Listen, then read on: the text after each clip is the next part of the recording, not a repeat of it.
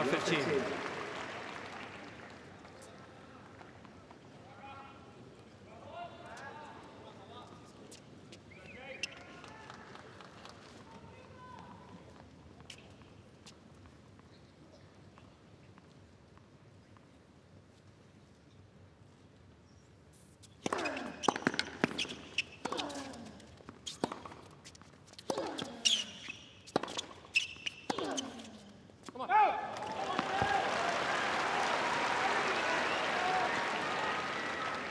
Love 30. Good body language early on.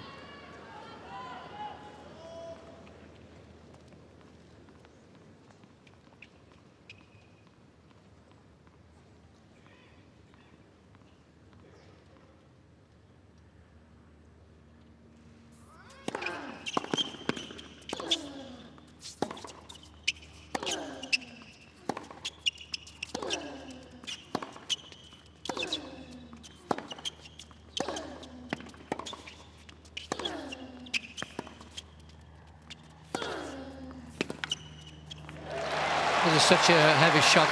I tell you, if you just think it might go to your forehand and all of a sudden you have to go to your backhand side, 15, it's almost 30. impossible to get it back. It gets to your racket so heavily, this one. Yeah, when you're forced to turn back on yourself, it's so difficult to generate any power, isn't it?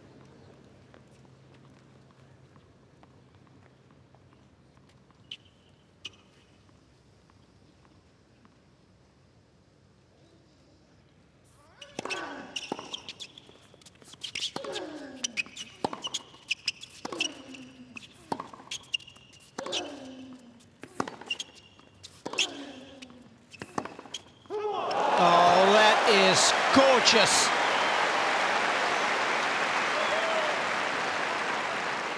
Pretty gutsy to play your backhand against the forehand of Nadal in a cross-court situation.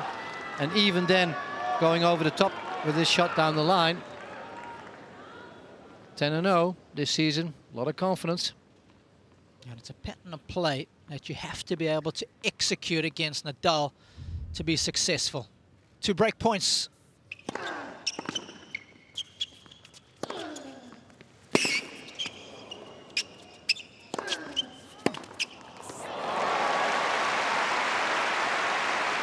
Terrific start to the match.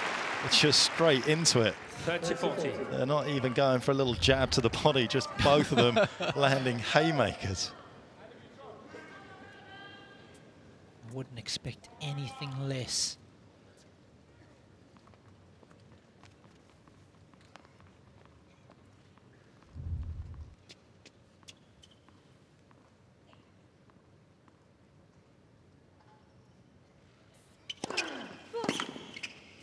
Oh, there was a call, wasn't there? It definitely was.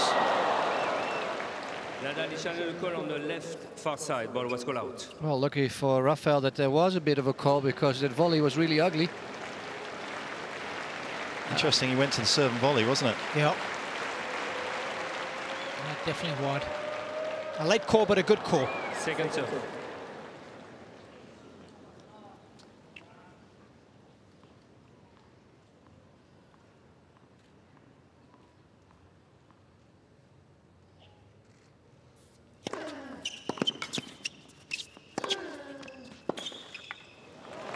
What an unbelievable second serve. I mean, that first serve going out wide, losing one of his challenges, really felt like a relief if you come out with a second serve like that down the middle. I think he's been hitting that serve very well, but particularly the one out wide to the forehand on the deuce court. Used that a fair bit against Milos.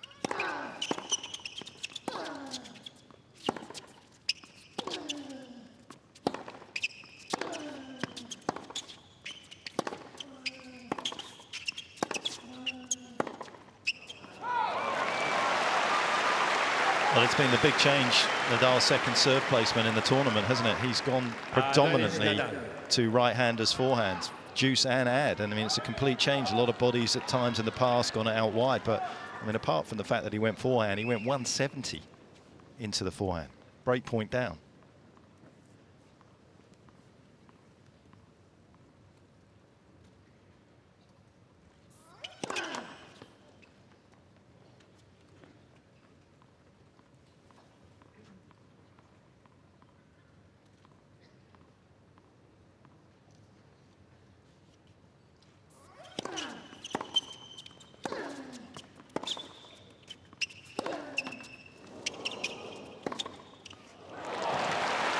Well, he just wants to prevent his opponents to run around the backhand return and to be able to hit it inside-out forehand.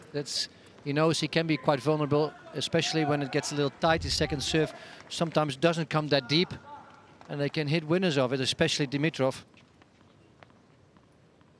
Yeah, players have had a lot of success against Nadal, able to attack that forehand. Doesn't defend as well off it as he does his backhand.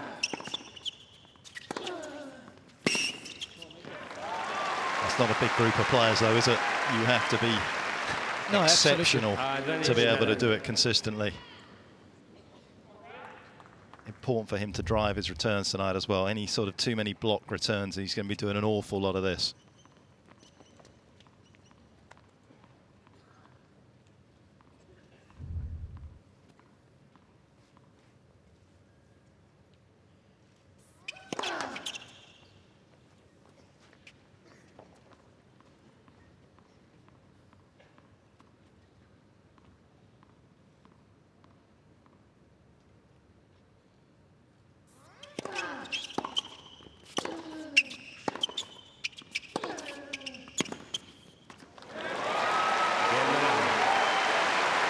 Very important hold psychologically.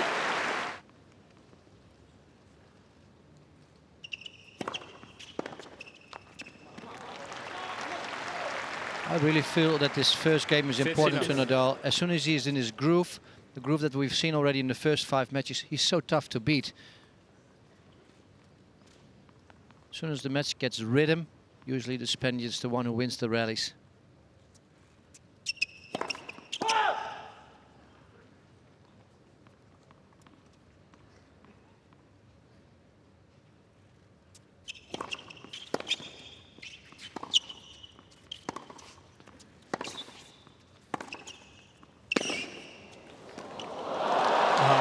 Good dig. Not easy for a single-hander. 30 love. And even though Nadal's lost this point, the play is the right one for Dimitrov to keep coming up shots like this. It's not going to be easy to do.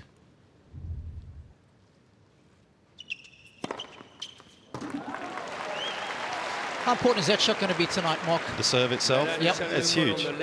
And not pace. You know, that was actually 213, which is a terrific serve. But where he hit it, for me, even if he hits it at 200, there, he's going to get a lot of success. You know, that's perfect. Don't get me wrong. Like 2 feet in is still a decent serve.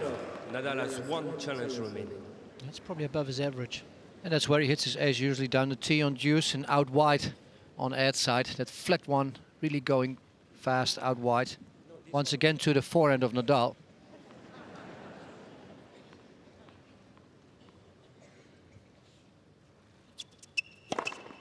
There he is. That's the one.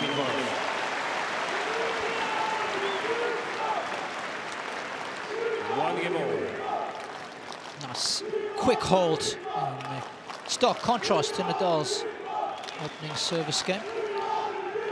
And that's where I think the rackets really help Grigor. You know, that racket really does. If you are able to time it like he has, and he doesn't have a problem with timing a ball, it gives you that ability to have the control, the slightly bigger head. Even with Roger, it took a long time to get his accuracy back.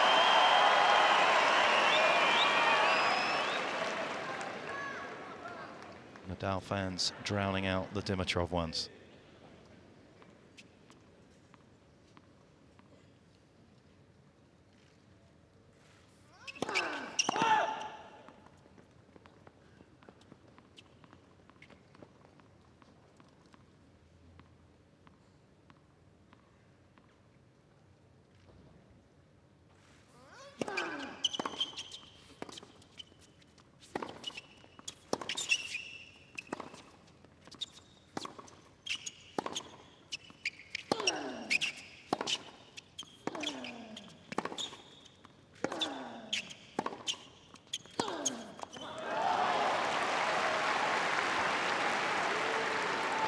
Quick question for both of you. Last 15. Having a look at how many Grand Slam finals Nadal has been in.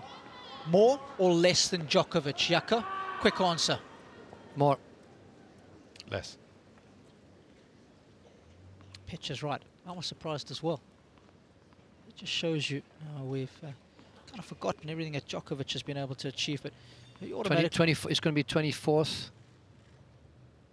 Looking for a 21st to tie Novak. Well, Novak's lost 5 times, hasn't he, at the US Open final? I know why I had it mixed up. It's his 24th semi-final, and there he is, 21-3. Correct. In semi-final matches. You're not forgiven.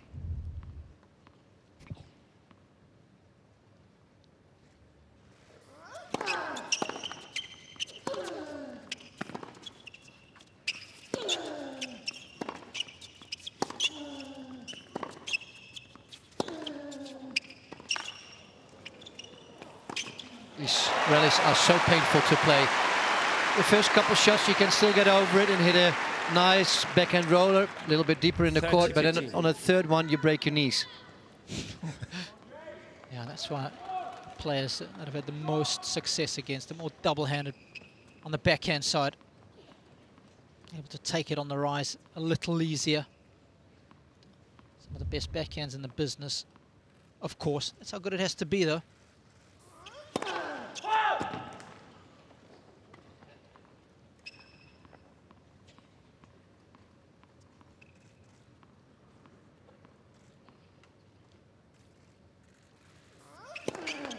Let. Second service.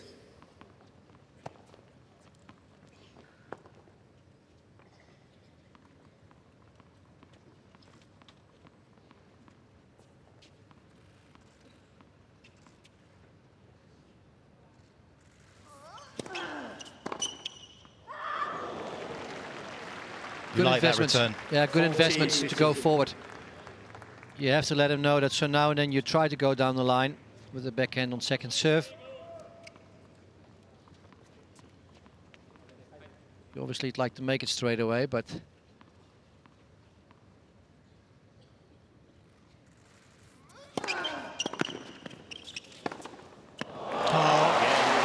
that is naughty footwork to get around and execute that shot.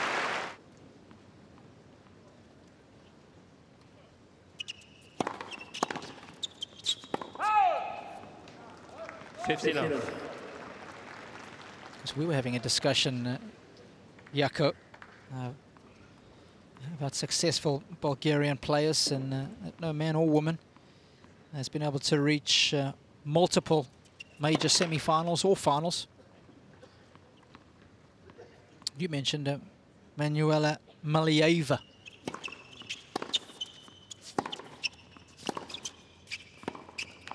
oh, that's just inside the line. Actually, all 3 sisters, they have won more matches at majors than Grigor has done so far. Yep. All sisters, they've been really, really good players. And then obviously Pironkova, usually playing well around the Wimbledon season. Of course, Manuela made 2 finals, actually, US Open, back-to-back, 92, 93. There's an interesting footnote there, Mark. I don't know if you knew it. I wouldn't know. No, she played under the Swiss flag back then.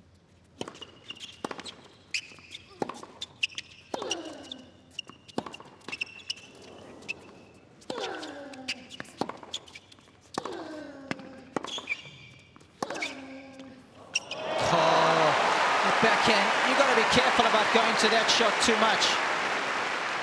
Well, we've been talking about his forehand obviously his entire life, but he just stays with Dimitrov in his backhand to Dimitrov's forehand rally so easily and even hits winners while Dimitrov's standing on that side of the court. Tremendous speed.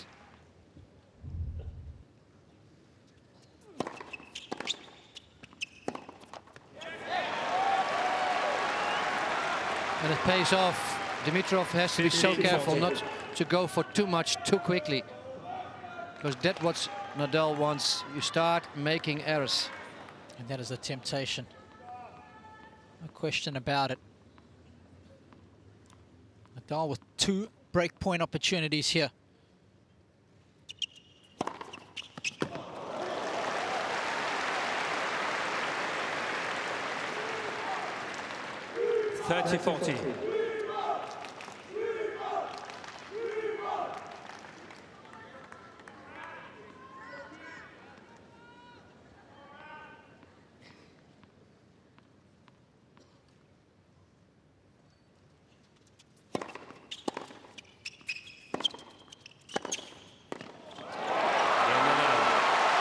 too short, too central, and he pays the price. I don't know if you agree, Jaco. That to me was reminiscent of what Milos did. It's one thing to say I need to come in against Rafa, but you've got to come in and even miss the ball on something better than that. Well, you've got to come in on something decent. That ball seemed to be easy, that approach shot, but it was really very, lots of spin in there. And to hit a good approach shot off that is tough. And besides that, you cannot really cover so much distance. With this topspin forehand, you're going to have a very tough volley. So it's Nadal who draws first blood.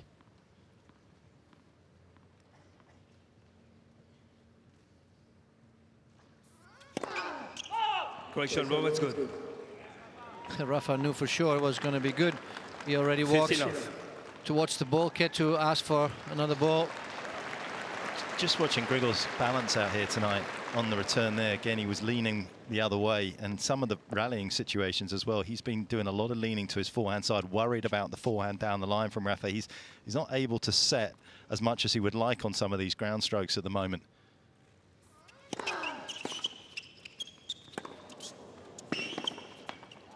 Well, actually, while saying that, Mark, it means he's doing so much thinking.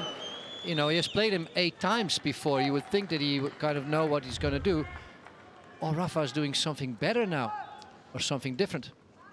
Well, I think he's worried again about the forehand. I don't think there was an awful lot of worrying last year. I think the serve as well. He's definitely serving with more variety into the forehand as well. And that's creating space for his favourite serve. This is a great start, isn't it? Because Grigor actually came out of the blocks firing. They hit the break point early, didn't convert. 2 of them, in fact.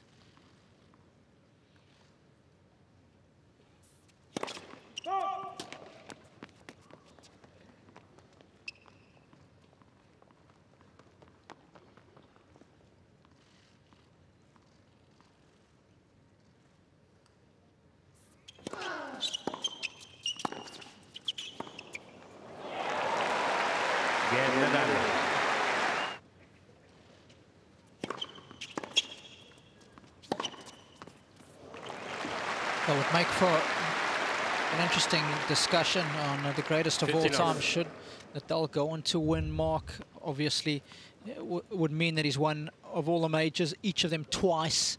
A little bit closer to Federer. I think Nadal fans will be saying, hang on, let's have a rethink here. Coupled with that head-to-head. You know, what is that criteria when you discuss the greatest of all time? Of course, it'll take place only once they both finish playing, but it's a good dining room discussion. Yeah, and I know I'm not involved in it. Once again, taking the 5th, are you? It's an impossible answer. It's a nice, as you say, it's a nice pub debate. Oh, how's that? If you can do it one more time, this would be a game to debate in the pub as well. 3 good first serves and a winner of the next shot. Perfect 1-2 combinations, even from way out of the court.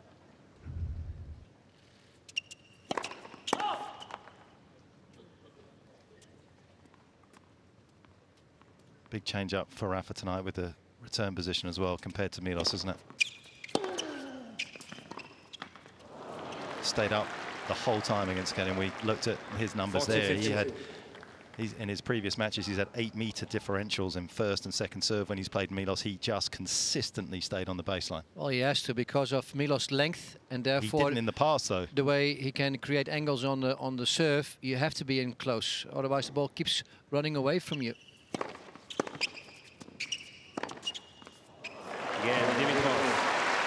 That's better. 4 perfect 1-2 combinations. Nadal leads 4 games to 2.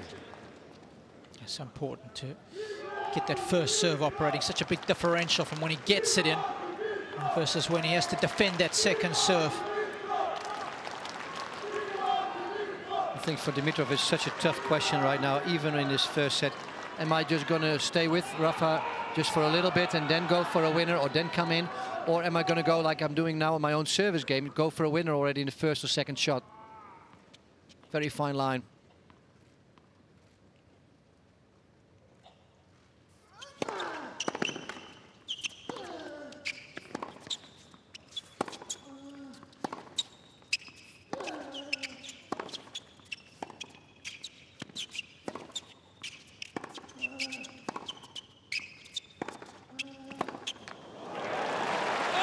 So good. Well, they deliver excellence, don't they, and perfection, the top players, and then you just have to try and respond in kind. And well, as good as this has been from Dimitrov, he just hasn't quite been able to maintain the length on some of these rallies.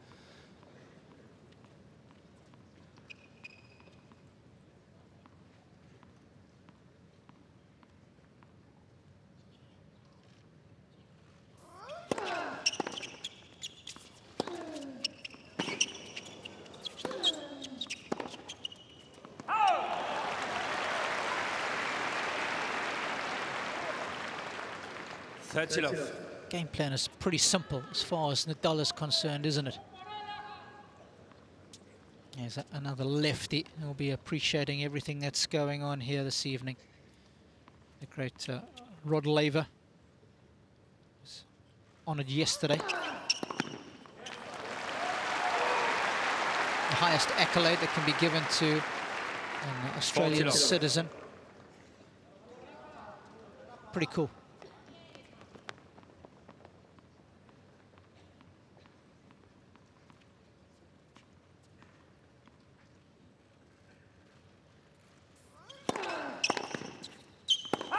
Now mixing things up beautifully on serve, hitting his spots well.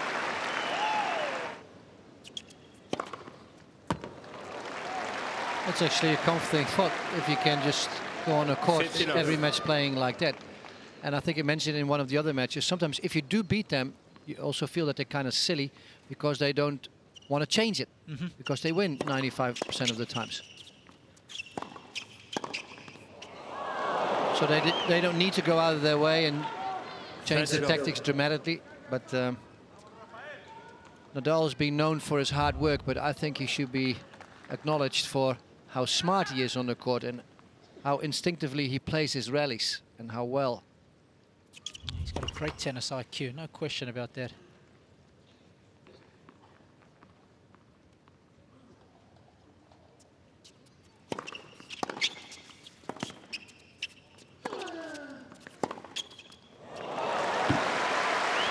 He has to hit his shots as often as he can, but usually he likes it, but it always comes back a little bit. It's never there for a winner that it goes straight. It always comes back a little bit down the middle, so most of the players can run it down. I've rarely seen so many good backhands down the line. It's a shot that we see Djokovic. It's so effectively causing Nadal all kinds of problems. Of course, added advantage of having a double-hander.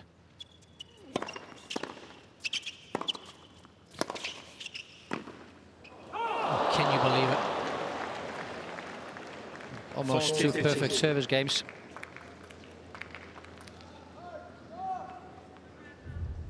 And every point against these great players, you get to game point, you want to close that game out as quick as possible. Get the balls to the other side of the court. Make him feel like he's serving quickly again after the last service game.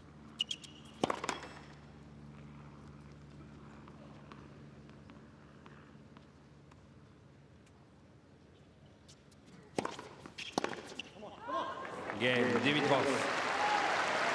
Actually, quite like both of those last two misses, because Dimitrov's going to have to hit his backhand volley when he comes in on something a lot tougher than what he did there. So at least he went after it and is going to get the feeling for it. The same with Rafa there. That was just a little shot across Dimitrov's bows. It was a game that he felt he was already going to lose, and he just gave him something to think about down the road. This is picture perfect, isn't it? I mean, it's the perfect line of motions. First stretching your knees, turning your body, shoulder, elbow, wrist. They're really snappy. Nadal serving for the opening set.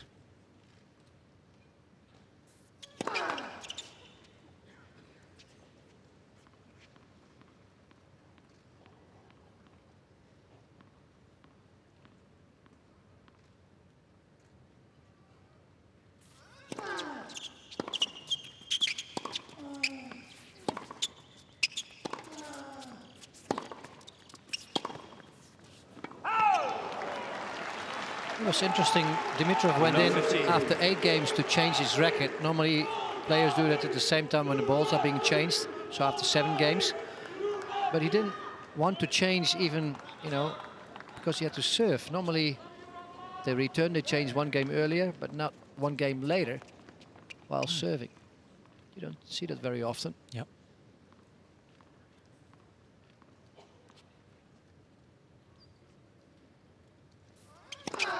Let first service.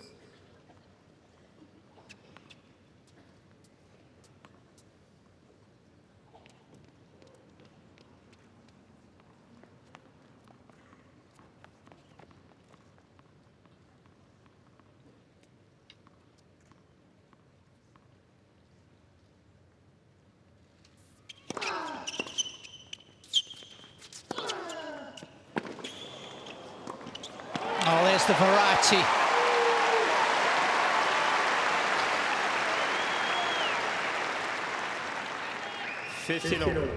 I know it's easy to say, but at this stage of the set where you've got to make it happen, you just can't afford to be conservative. Nadal's in a groove here. He's not going to miss a forehand off a block return like that. Whether you make it or not, you've got to try and drive it. It's just got to be the mindset. These guys don't miss in these situations at this stage of a tournament. They're too good.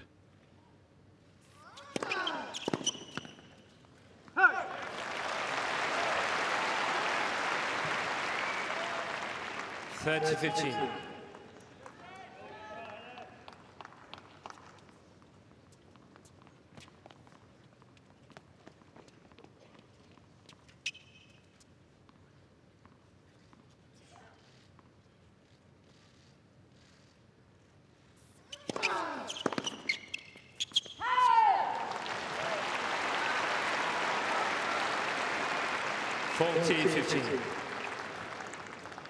He's been so good behind his serve in this opening set. He's only lost 6 points on it. 2 set points.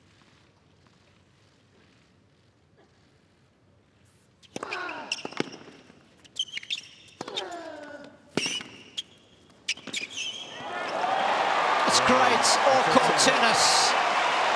Nadal rolling back the years.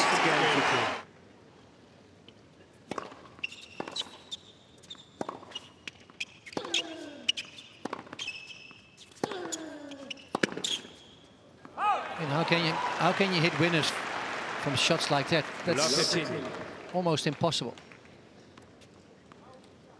And Dimitrov is not seeing it very clearly where Nadal's going to hit his next shot. He's guessing. It's not knowing. Yeah, he's completely off balance, isn't he?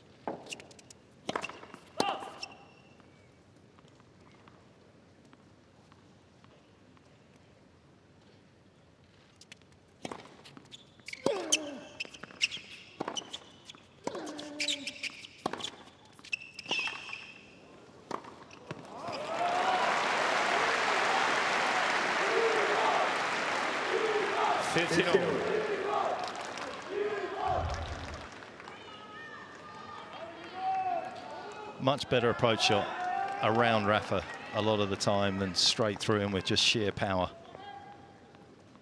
Yeah, you're so right, Mark. He feeds off the pace, doesn't he, so well. One of the greatest defenders our sport's ever seen.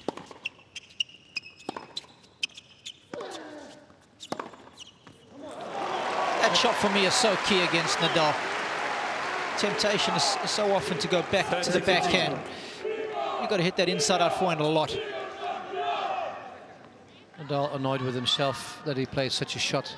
Had no intention to it. Middle of the court.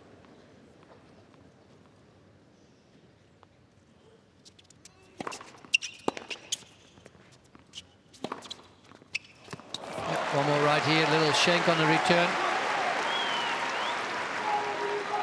And Grigor hitting the ball nicely now. These last few hits have been clean.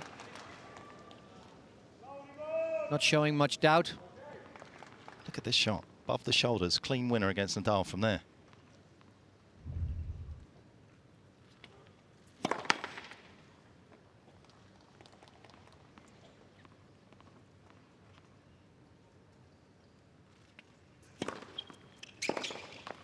Game, Dimitrov.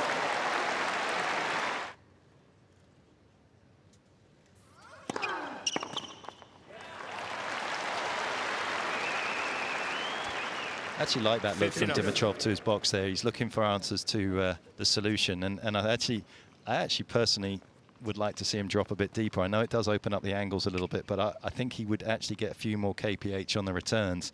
I think he looks rushed.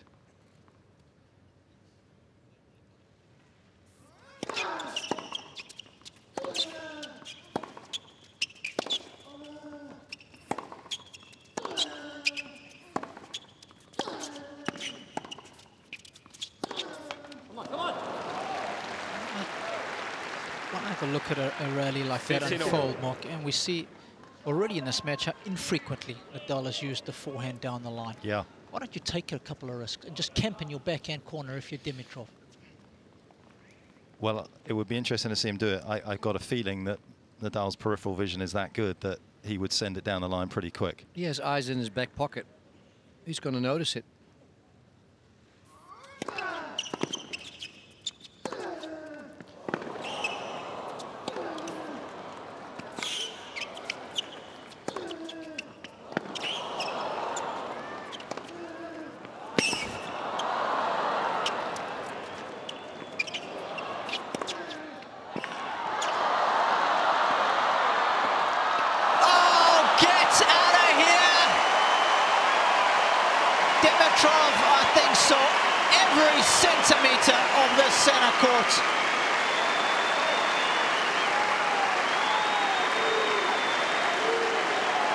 I mean, now, who do you clap for? Is it Nadal for playing a fantastic point, or is it for Dimitrov? I think it should be for both guys. What an unbelievable rally. He was doing some court coverage there. I think he should buy a moped. And a speedy one.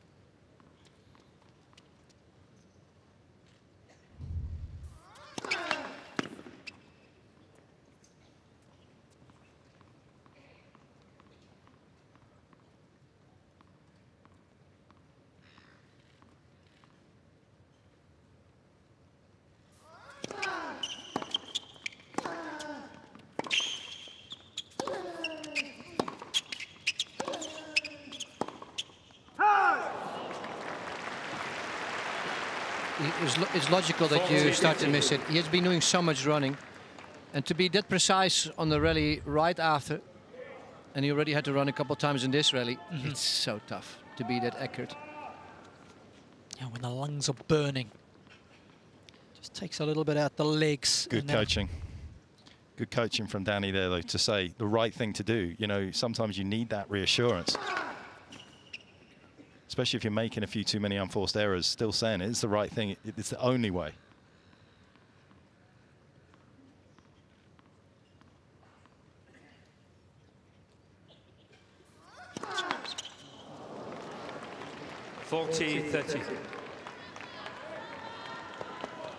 Maybe it was not the right moment right there, but you should not stop doing it, basically. That's what it's like, a reinsurance.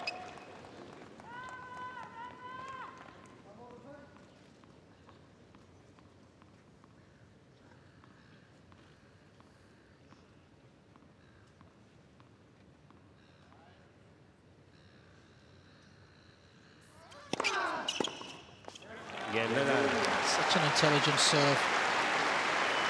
Nightmare for us righties when that thing is bending into your right hip. You're trying to make space, but it keeps following you. Can't get a decent hit on the ball. Really is serving intelligently this tournament, isn't he? Yeah, I think he's got a bit of the pace back. I think he trusts where he's serving because he knows the outcome is going to be on his forehand 80% of the time.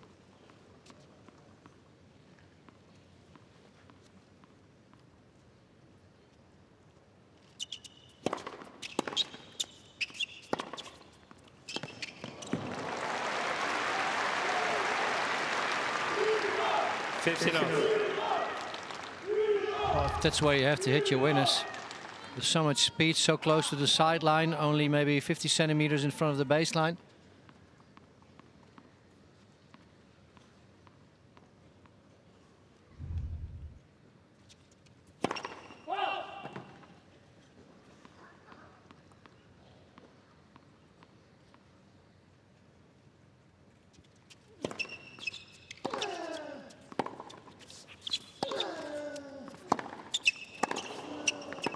Here's a perfect example of him cheating in the rally, right? He stayed in the backhand corner, gives himself a split second more on the backhand, and it makes a big difference.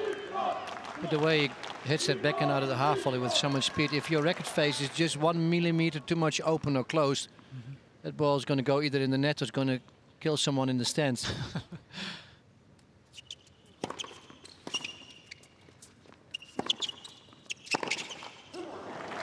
But it shows aggressiveness. He's going to, you know, be there. He's showing to Nadal, you know, be careful, be aware. If I hold this game on your next service game, I'm going to try and hit a few like this as well. He is trying to push Nadal.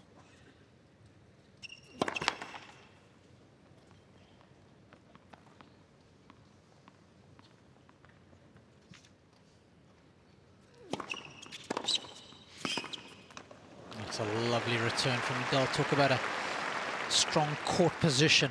40-15. You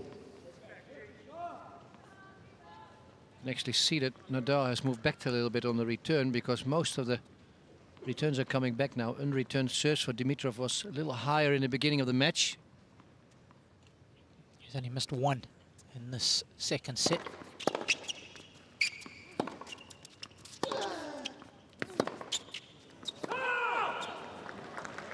Is he going to challenge that one? It's close. 40-30. Well, that's was enough for Dimitrov to hear that. It's close. He didn't want to challenge it. And as you said earlier, Robbie, you would love to take this game quickly and make sure you have it.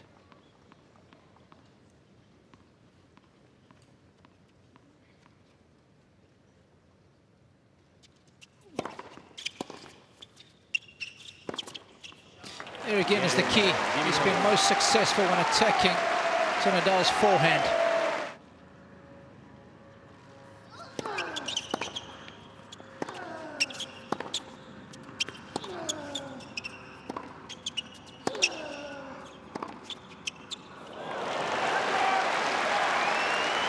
That's a great one down the line, and you can see the flight of the ball. This ball is not coming a little bit inside. It's actually keep going straight. Let's see in replay. This shot right here, if he dares to hit through it, it's going to keep going. Otherwise, it's going to come closer to Nadal again.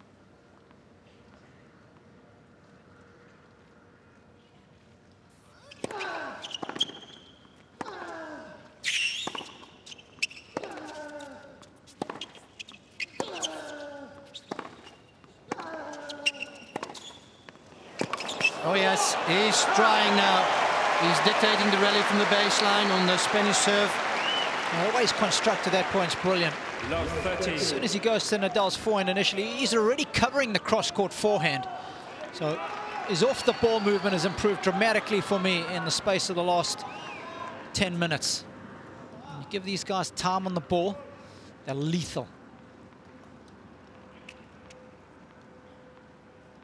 Demolition, 1 Mr. Nadal.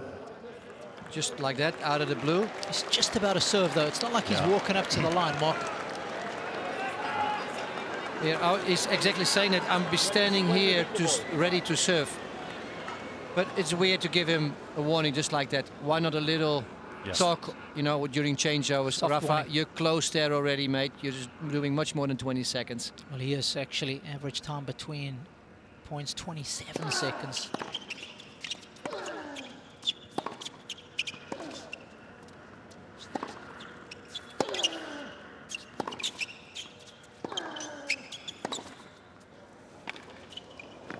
That's his best shot been for the last 5 matches, Dimitrov. On the run, in difficulty, on the forehand side, hitting it back cross court. He's getting in the groove now.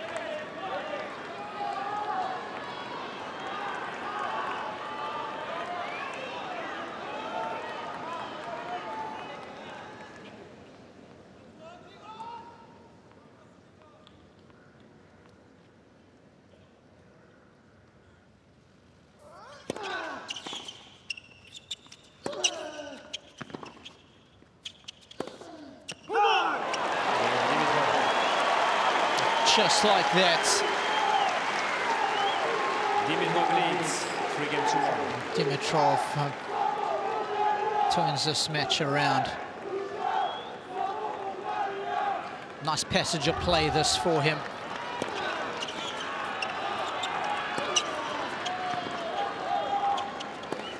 Not often Nadal misses this inside-out forehand. He's paid for a lot of nice real estate in Mallorca over the years. Could that be a turning point in the set?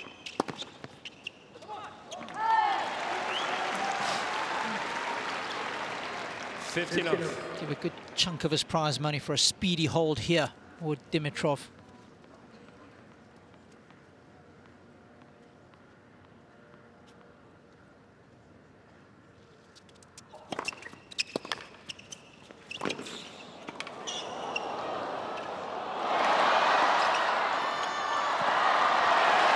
I mean, how often does Nadal do that? What an athlete. 15-all. Look where he got that slice back, and it was just maybe a little outside the alley. And before you knew, he was 2 meters away from the net. Vamos.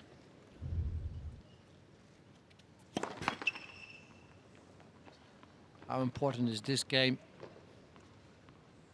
Just to keep that momentum going that he's worked so hard to get.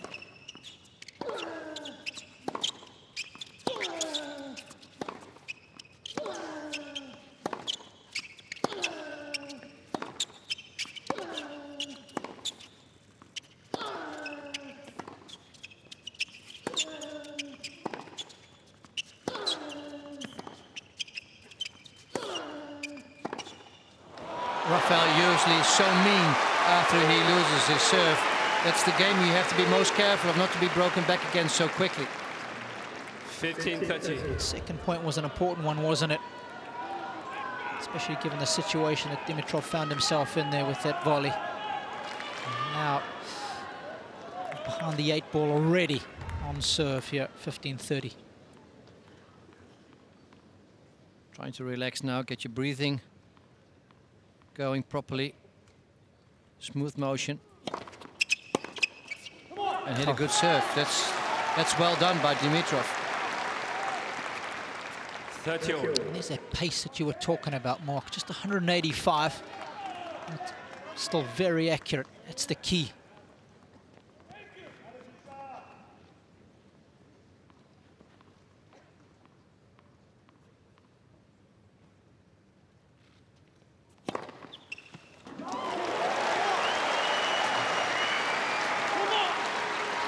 Slightly surprised he's not standing deeper. I mean, closer up actually on the first serve of Dimitrov's, because he did it well against Raonic and got a lot of balls back into play. And tonight he's opening up the angles again for Dimitrov by standing that deep.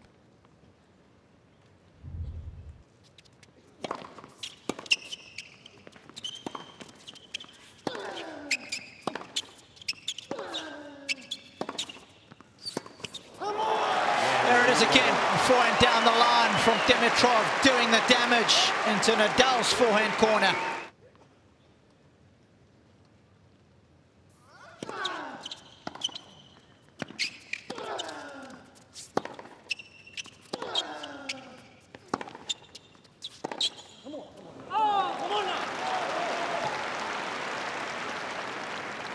Love 15. Why did the umpire just give Nadal a warning when we could clearly see that Dimitrov also takes 25 seconds between his points? Yeah. Both players are using more than 20 seconds, which is the normal guideline for Grand Slam tennis. It's a shambles of a rule.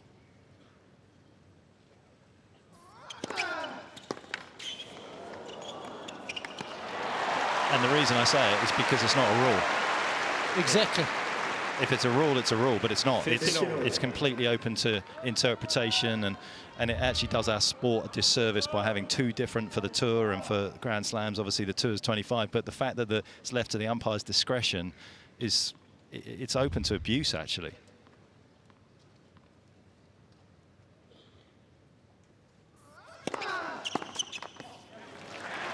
Because the players don't know how close they're getting. Right? There's no shot clock or any indicator. They might need to speed things up, so it makes it tough on them.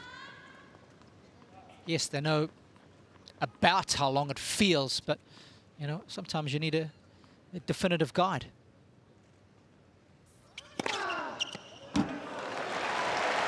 Now shape to that serve. 40-15.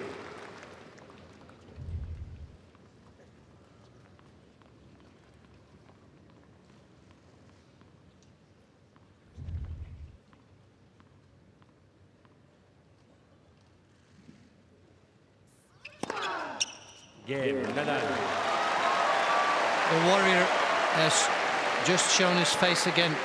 He's so keen on winning this second set.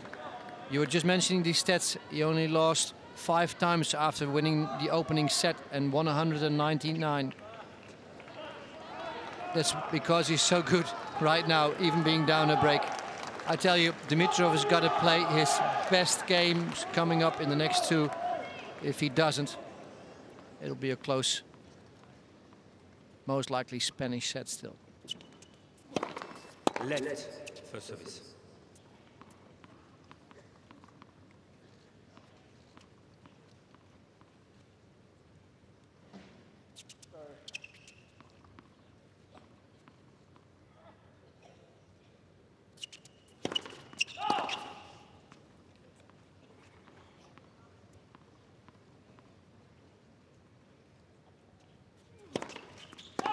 You know, on second serve, he was on top of the baseline, even in front of the baseline, putting the pressure on. Dimitrov double faults, first point.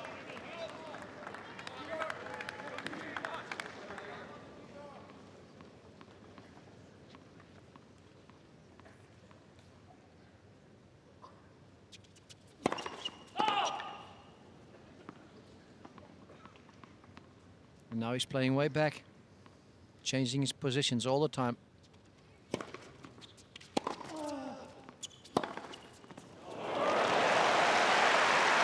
And because he's so far back, that last forehand was around the service line. If he would have been a little bit more in, it would have been deeper. No chance for Dimitrov to go for a winner. That's actually a big forehand out wide, 155 kilometers an hour. I mean, look at the ground reaction force to create the power. Coordination chain working. And beautiful sink there for Dimitrov.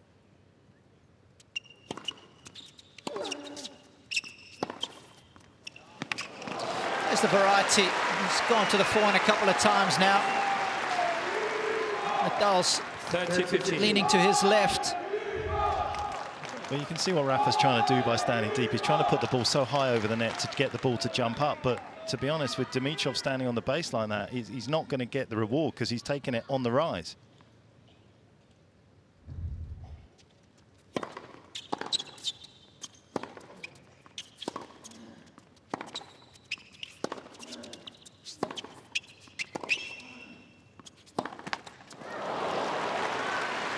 You got to keep going for these winners. Maybe that's what he wants. You know, he's luring you in, and you might get a little tense. Start missing a couple. That's what he usually does on clay. But maybe on the hard courts, he has to mix it up also.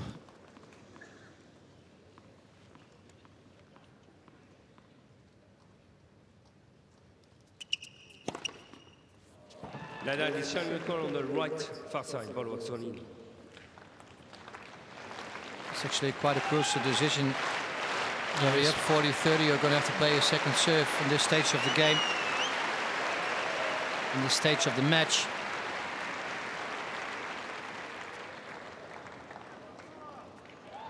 Just asking some confirmation on where to return, or was it just about the serve? I think it was about where to return, because he's standing up now.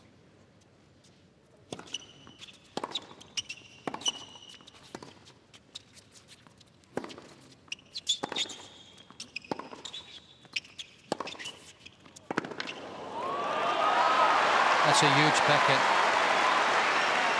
I told you, 30-40, this is the game. 30-40. Also just admire not only his understanding of what needs to be done, just getting the ball in isn't working against Dimitrov, who's been hitting winners, but be able to actually execute that. Chance to get back on serve here.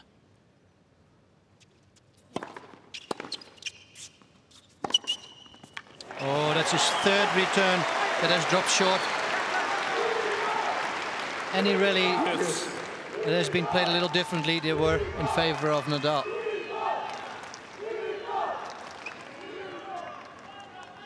But again, I like this decision to go to the forehand. Doesn't defend as well there. Off the backhand, he can make magic at the end of range.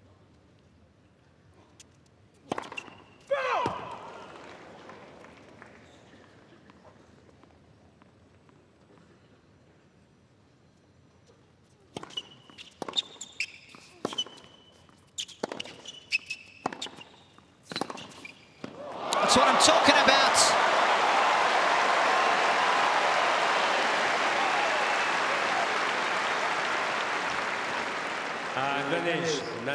Scary how good that shot was. I mean, how accurate was it? Because he was out the point. If Dimitrov could lay a racket on that, I know he was pretty much not going to get back. So that's the advantage of being a right-hand dominant, as Nadal is. What a way to bring up another break point.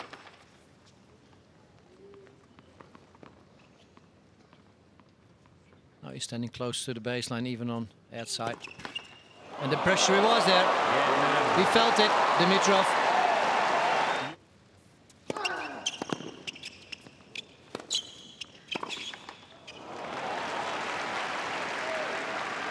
If there's one shot in range that I don't like from Dimitrov, it's that one on the backhand side. A lot of the time he'll try and hit it and like ski with both feet together. If he can't get there, I'd just rather he planted the front foot and just hit it. But a lot of the time he kind of moves off it as he's hitting it, and it ends up being a very flat backhand.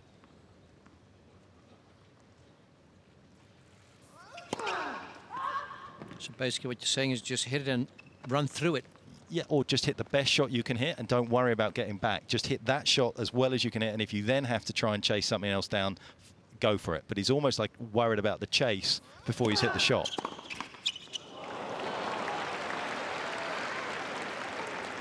Love.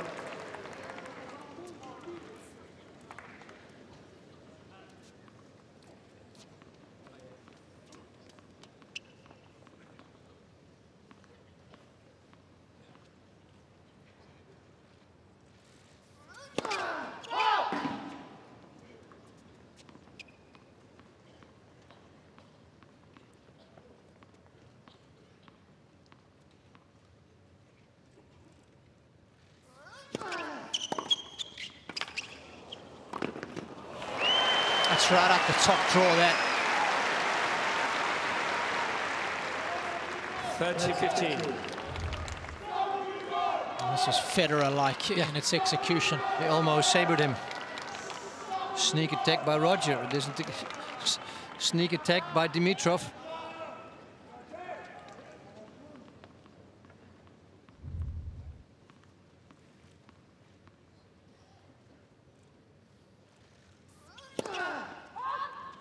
Wasn't close.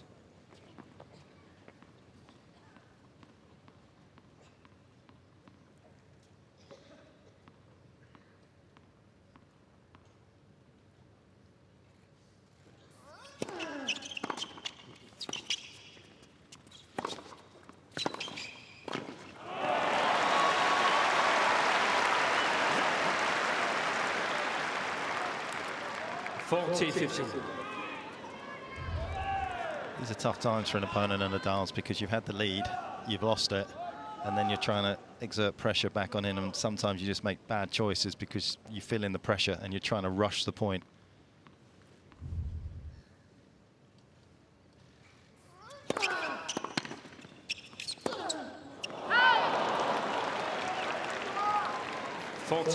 He was too fast there, Nadal.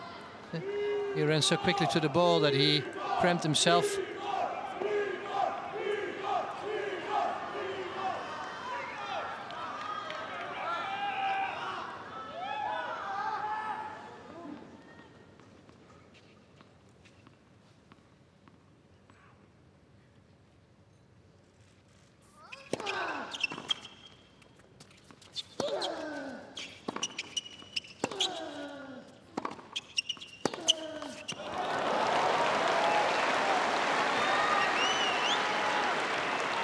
He's missed a couple of forehands down the line, and to be fair, I can't even think of him hitting one down the line that's gone for a clean winner tonight, Nadal. Couldn't agree with you more, Mark. Most importantly, he hasn't been making first serves in the last couple of points.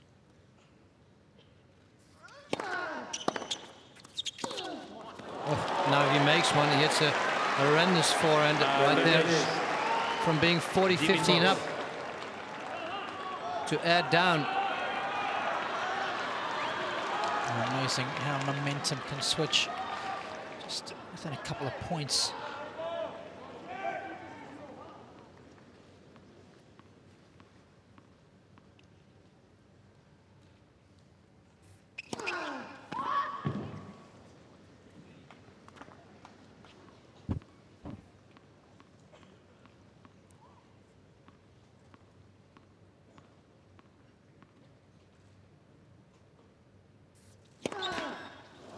Oh, he returns the favour.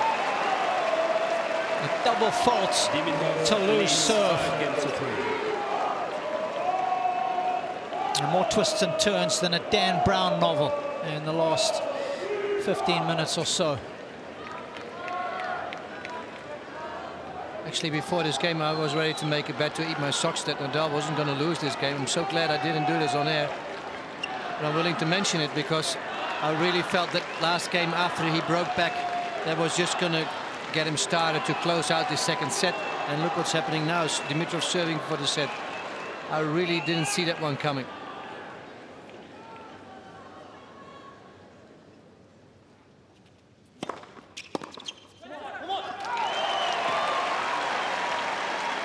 First bit of fragility we've seen mentally for Nadal in this match, isn't it? I mean, that's all you can put it down to, was hitting the ball well enough. In this tournament.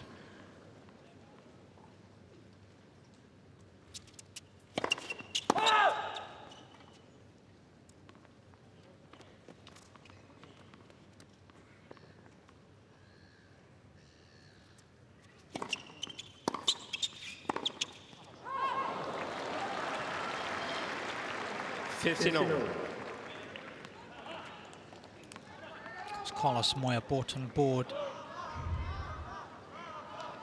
as an assistant coach to Uncle Tony.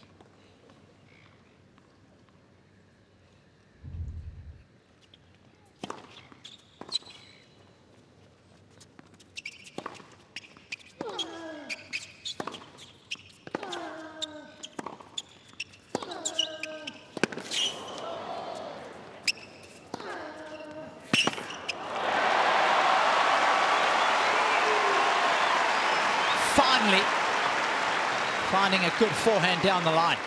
15-13. Somehow I have a feeling that the crowd is more on the Nadal hand than on Dimitrov's side. When he wins these points, the noise is so loud.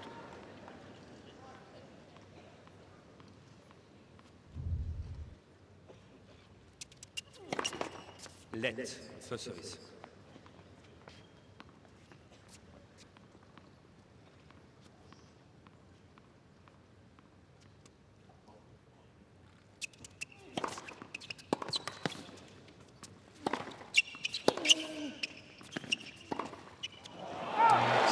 Shot for me.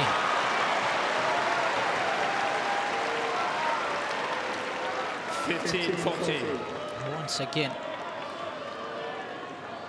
just this guy's ability to compete. Let's talk about a lot of tactics, patterns of play. Nadal is just the ultimate fighter. 2 break points again.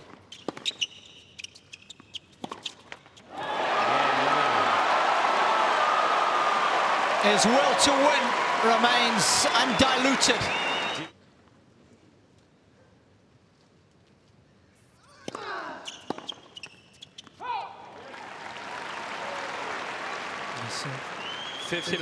Back to his default setting of so many years, slider down the middle.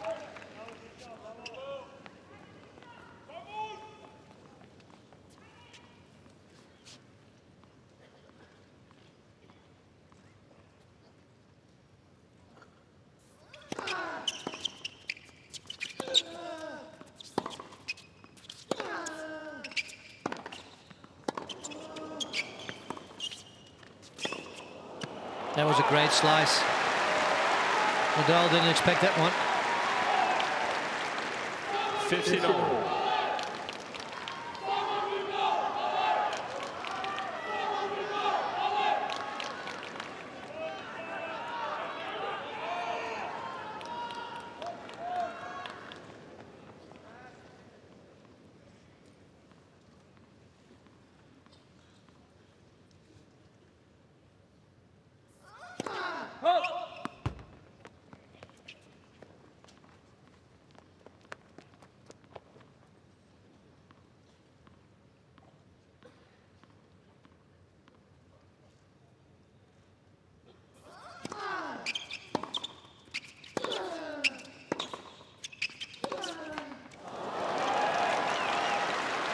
Well, you feel the tension here, don't you? Both players not really certain of the outcome of this second set.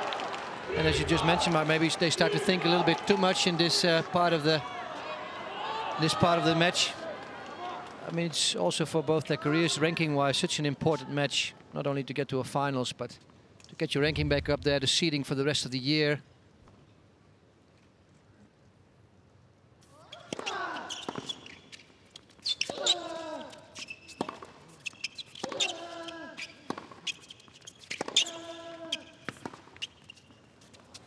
Oh, it was good though, using the slice. It's a bit of a mix-up there for Dimitrov. Yeah, he'll be annoyed he's missed that though. He had plenty of time on it. Feels almost like they have to break their own serve.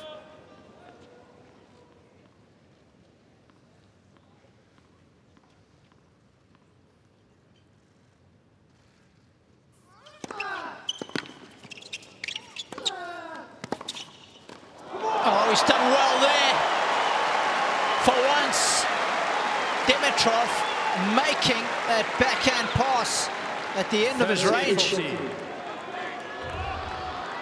But already giving himself the opportunity after that humongous first serve. Unbelievable spin. He got there with a one-handed slice, diving to it. Great strength in the forearm to make that. And as a result, he's got himself a set point.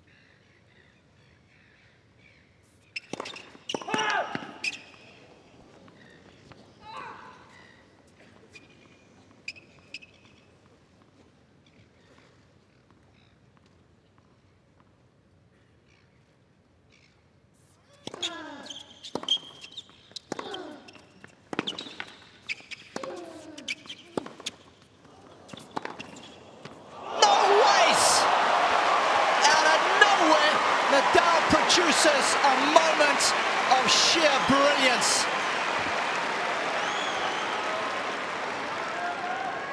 Yes. Well, apart from the age difference between the two, this is a shot that also makes you understand why there's 14 majors difference between the two. Unbelievable shot. That's one to put on the portfolio of astonishing Nadal shots.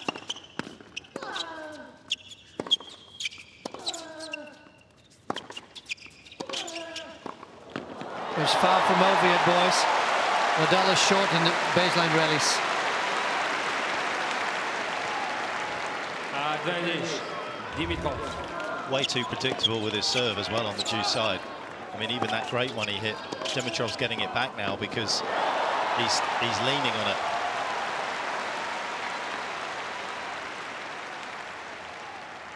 Good follow up there with the legs. It's important that you don't stand still. The racket face is otherwise going to come down and you miss it. Set point number 2.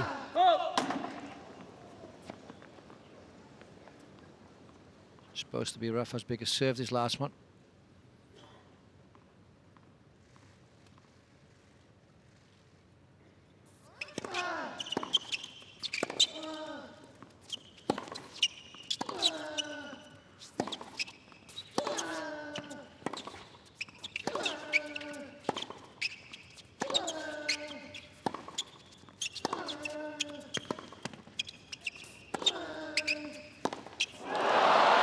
I mean, it's a tough rally, but I felt Dimitrov should have done more for it.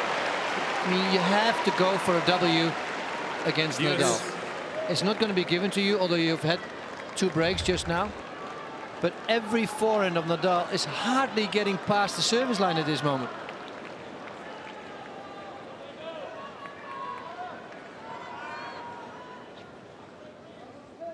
Making such thin contact with the ball, you're a little off. That's what happens.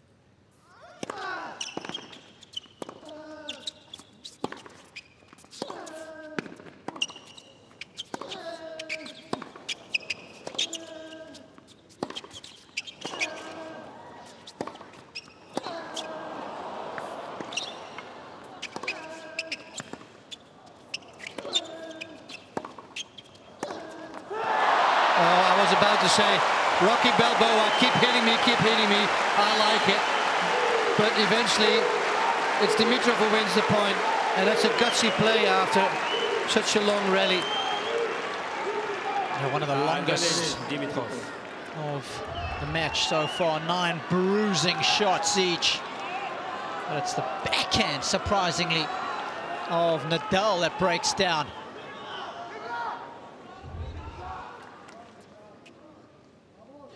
Will it be 3rd time lucky?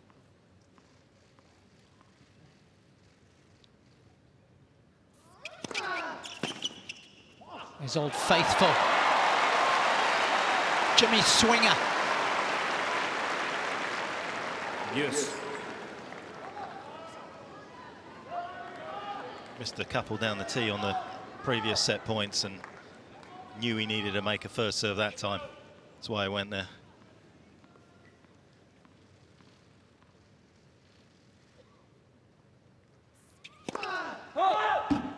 By saying that on the previous games, he missed that one out wide a couple of times, even almost outside the alley. And when he needs it, he puts it in.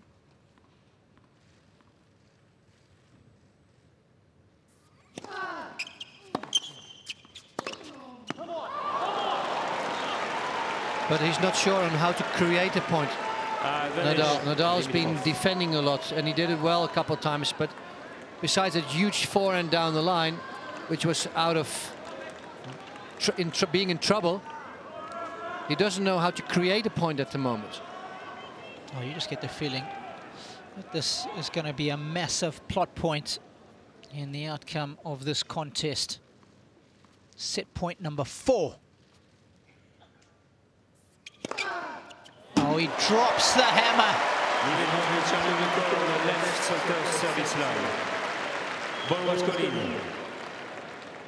Oh, if that's going to be in, the crowd's going to roar, I'm telling you. It looks to be out. Oh, it's dead touch. Oh, come on! 99% out. Is in. 100% in our sport. Can you believe it? This match is decided by the smallest of margins.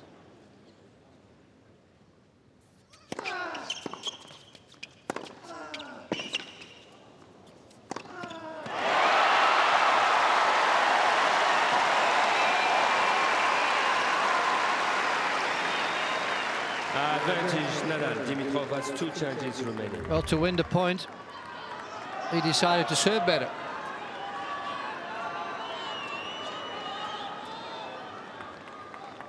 So even Rafa needs a couple of free points on his own serve.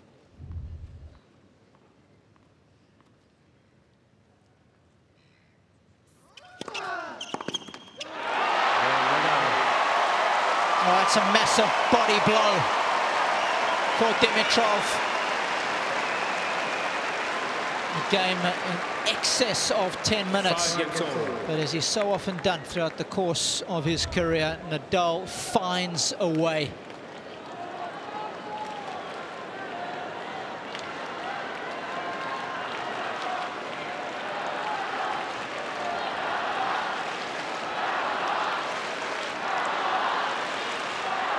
Excited, but not too excited. Yeah, still well aware that there's plenty of work still to be done. 5 apiece.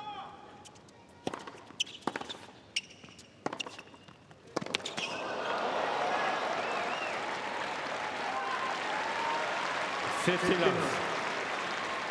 He's playing well enough to win this match, Dimitrov, if he can actually manage his nerves.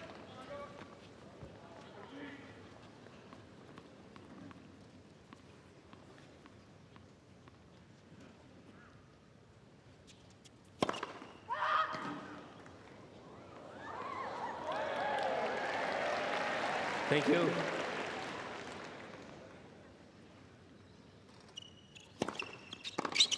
Oh, it's a very good second serve. What you just said, Mark, right there, that intrigues me. Isn't that the case with all these guys, 25, 26 years old, playing against either Andy or Novak or Roger or Rafa? Yeah, because the theory is that they can all win. Who can all win? They can all win. They all have the technical skills, theory, physical skills. 30-15. Tactically, he's been great in this second set, but the reality is that Rafa's been there, done that, and internally believes his belief system is just a bit stronger in those moments. This could be, today, Dimitrov's coming of age. But I think this set will define whether that is the case or not. Because we've seen here, like suddenly he just throws in a couple of loose points. Rafa's not playing well. We saw Roger yesterday come through in what I thought was, you know, a little bit of an off day for him. But those guys are so good at winning when they're not playing well, even in the middle of matches. And this is what Rafa's just done. He's kept himself competitive, not playing his best.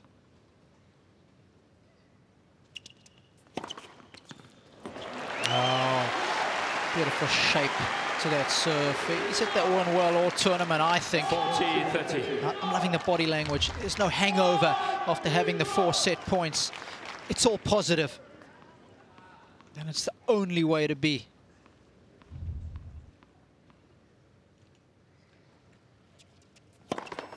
First service.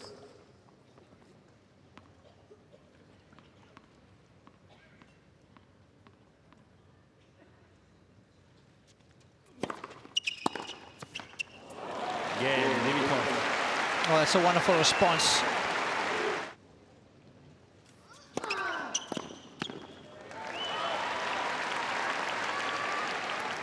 But he started bringing the 2 towns when they did for a small period actually enforce the 25 and 20-second rule, didn't he? Yep. Because obviously it's quicker to get it from either ball kid when you turn around.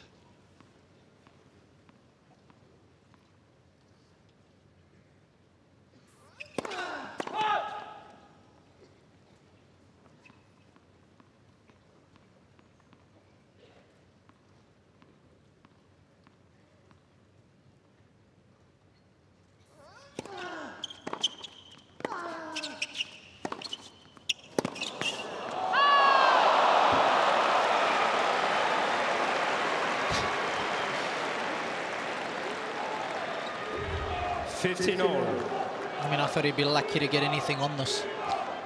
Almost hit it for a winner.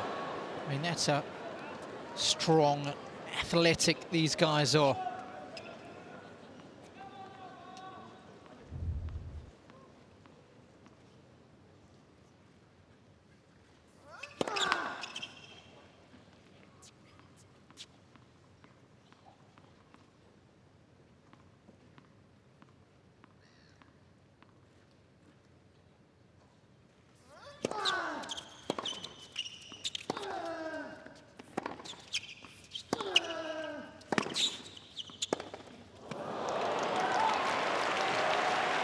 He was lucky to make the first 2 forehands. I mean, his net clearance is usually so much higher than that, but it barely skimmed the top of the net.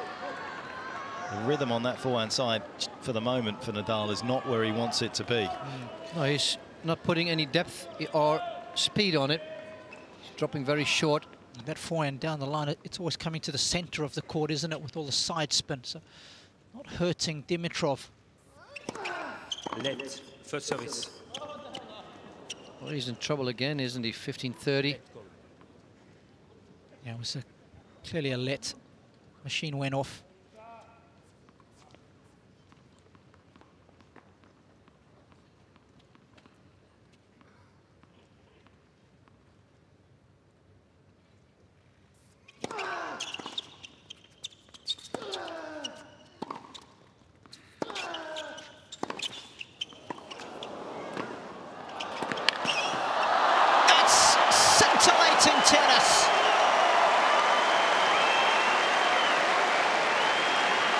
attack, getting the job done. 15-14.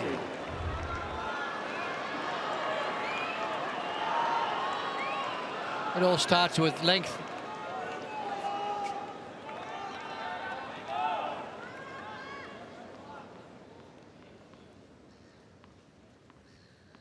Two more set points for Grigor.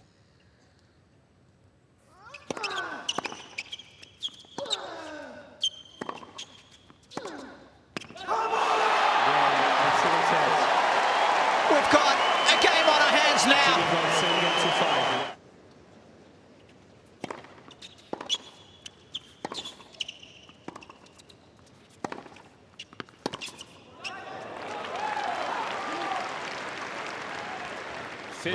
Might just be the first point of the third set, but it was pretty decent. That was a great return. Look at this forehand. I mean, that was a long way it had to travel to be that accurate.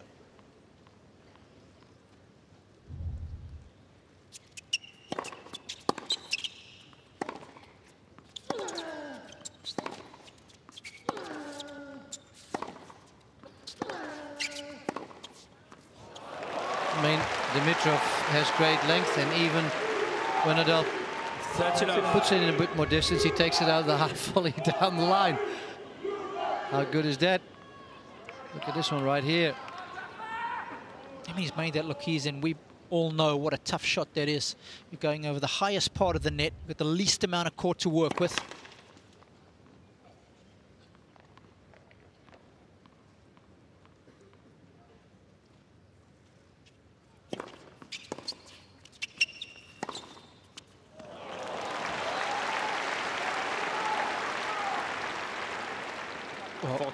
Steely determination.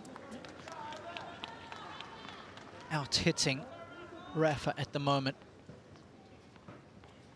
27 winners to 16.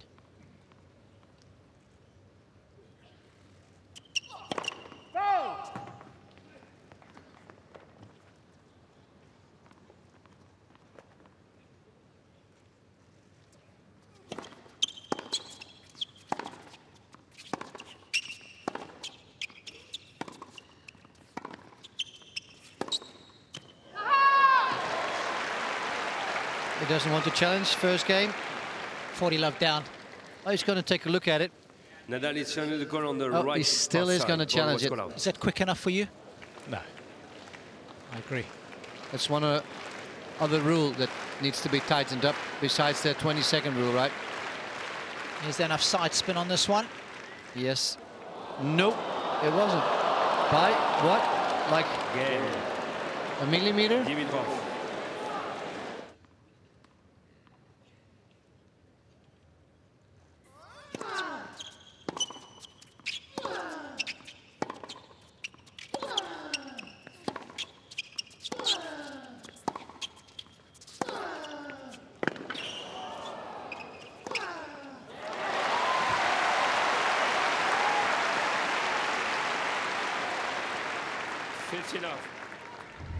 Enough.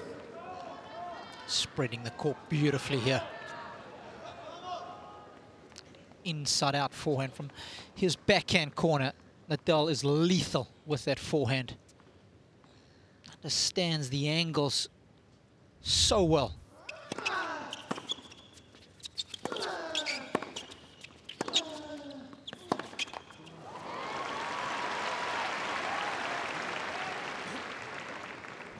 Love.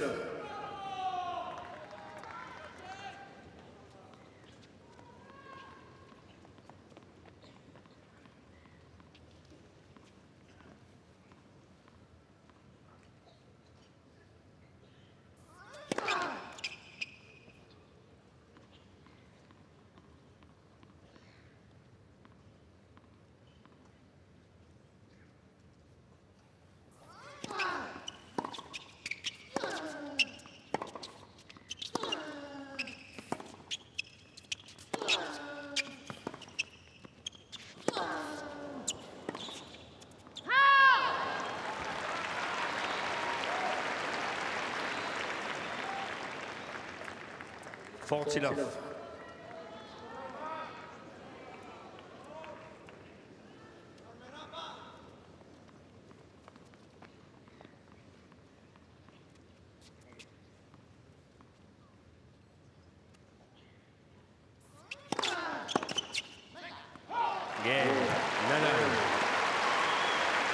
Venga. That's what Nadal said after holding this game. What does that mean? Something like, come on, same like, vamos. Let's go for it. Well, that's his easiest service game after somewhere halfway through the first set. Can we clean over there, please? Look how close these boys are. Just 1 point apart, basically. If Nadal loses one, they're all even. Yeah, small margins for sure. Just looking at some of the numbers, his forehand speed, Rafa's pretty much the same. In the second set, dropped about 4Ks, but not a huge amount. Spin rate, actually, I thought there was more on it, but the big difference for him, he played about 15% of the points from 2 meters plus further back, and that was a huge part, as you say, that's what contributed to the lack of depth.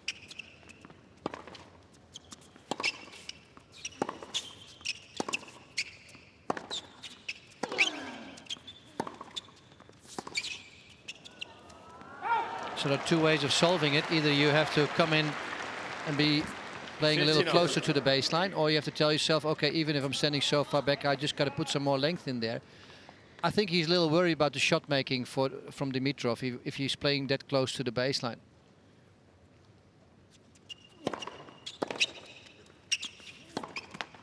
Having said that, that's what he did in the opening set a little bit better. And again, it comes back to trust, doesn't it? Mm-hmm. It's been a while since he's been in this kind of situation, and suddenly his opponent is playing well, and he's got to actually believe that he can get up there and continue doing what he did well.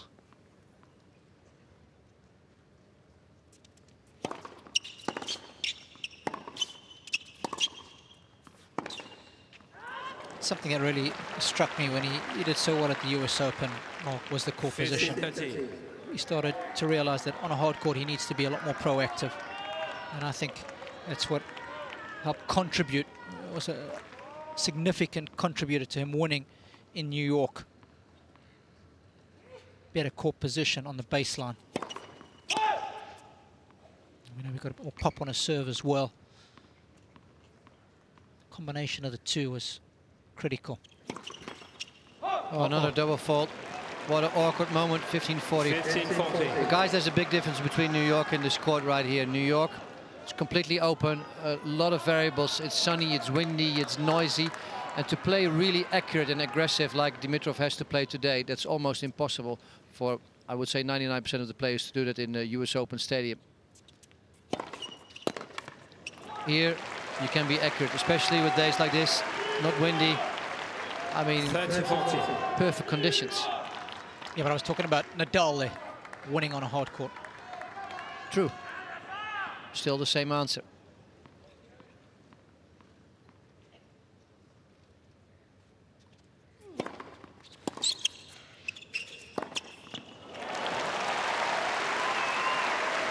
For him to play closer to the baseline, there it's easy, because it's much more difficult for the guys to go over the top and to beat him, to be so accurate.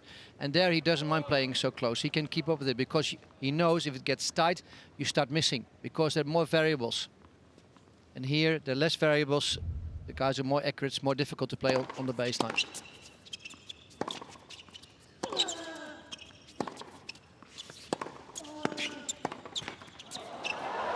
Oh, get out of here. Dimitrov. Oh, what a gentleman he is. He does say sorry. Look at this, look at this. Bloop. Oh, plenty of body English helping that one over. He was actually blowing from the other side of the court, trying to make sure it was going to go the other way.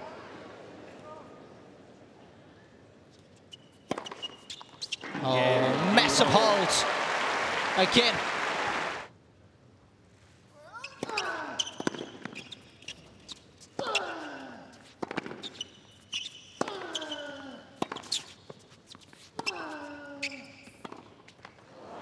Cheap again. 15 off. It's important to see Nadal using it forehand down the line early in the rally. It's a good sign for him.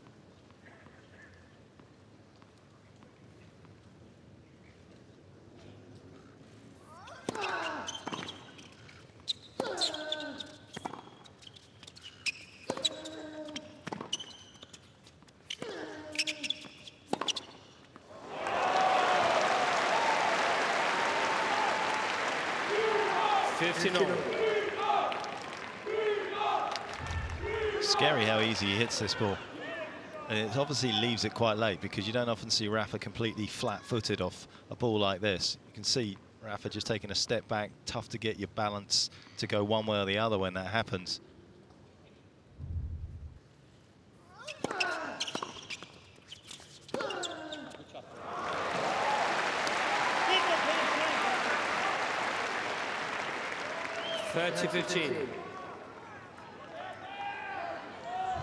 So nice when points are being won through winners rather than lost through unforced errors. It gives a total different feeling to a match, doesn't it? Mm.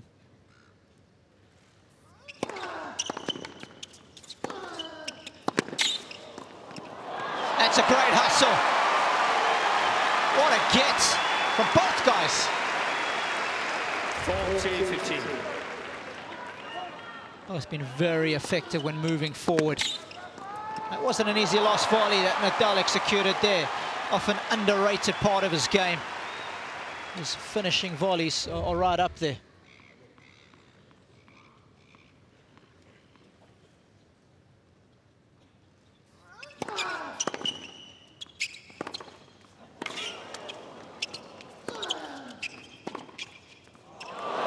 Oh, it's another winner. What's that, 4 in a row now that we've seen? 40-30. What an excellent timing.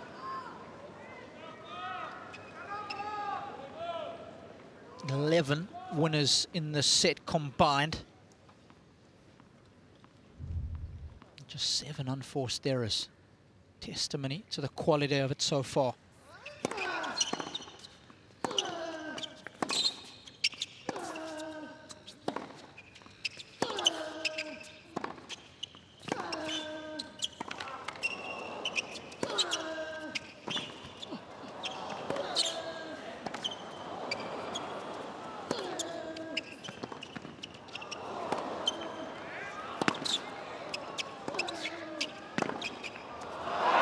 This is just too good. Unbelievable tennis from both players. This is tennis to the max, I'm telling you. That's already a couple times Dimitrov looked like a giraffe going to drink and still managed to get the balls back in court. Unbelievable. Well, his ability to spread the courts is fantastic. The shapes of those respective shots, so well thought out. You know who's really enjoying this? Obviously loves tennis, you know. He likes to watch every match in the evening in his hotel room. Yep. Both feet are up right now, Both let me feet guess. are up. Okay. Maybe a little cup of tea. Okay. Roger Federer, having one extra day off before the finals. He would love to see these guys battle like this, rally after rally. Well, he wants what's best for tennis and best for these fans tonight. That's it. No personal interest whatsoever. 15-all. These aces are mounting right now, aren't they, for Dimitrov? He's going to have some clean ones. I just, again, chatting to Hawkeye, looking at the difference from Rafa tonight. Return position, he's about over 1.5 meters further back tonight against Dimitrov in terms of his return than he was against Raonic.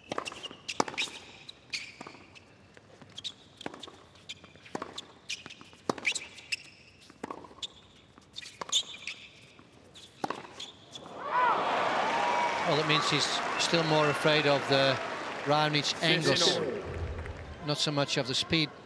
He can handle the speed, but he has difficulties handling the angles. By going forward, you cut the angles. And here with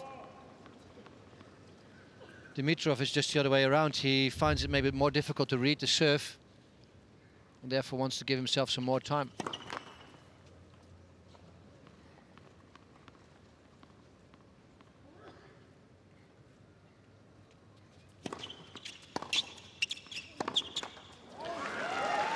I just feel that 15-13. it would help his timing a little bit if he was up, that he, and also just even if he is short on the return, Dimitrov doesn't have as much time to take on that first shot.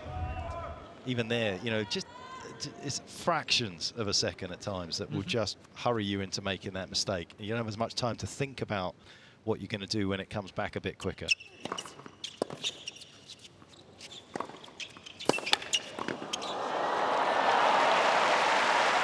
Making the adjustment from the 15 love point there, Mark. Well, he went cross-court to the backhand and missed the approach. That's the one. It's been very profitable for him this evening.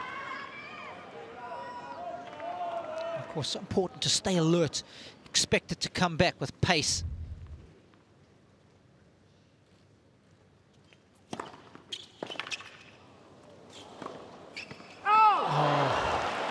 That's the investment Nadal made in the point before, where he still ran down that forehand and made Dimitrov volley. That's why Dimitrov went so close to the line on this shot. What a get, though, off the return of serve. I mean, he was so far out of the court, we couldn't even pick him up in camera shot.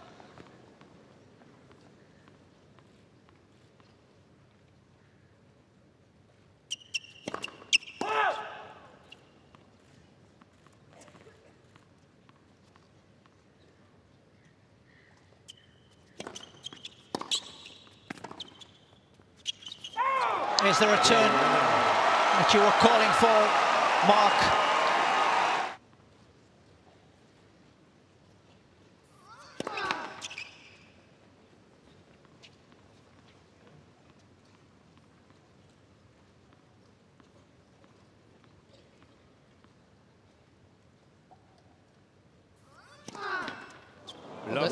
That's why the fact that Istomin beat Djokovic and Zverev beating Murray were such a huge upsets, because they were able to keep on going and beat the number 1 and 2 player in the world in a best-of-5 match.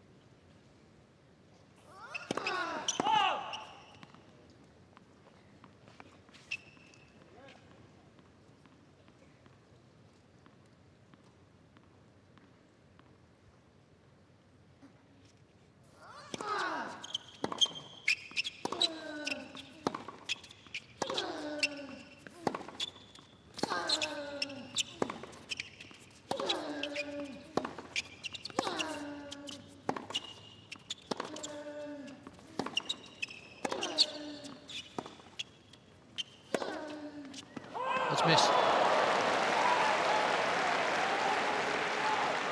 Went for the angle. 15-13.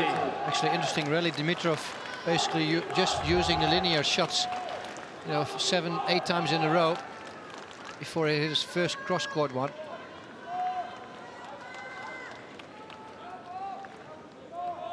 Is that definitely out? I think so. It felt wide. The flight looked wide.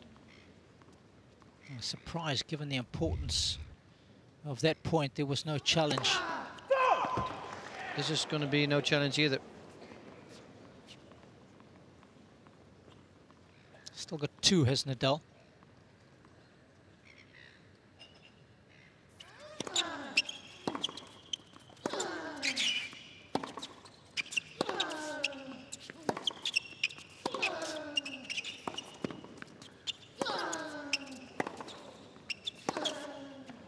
Same thing again.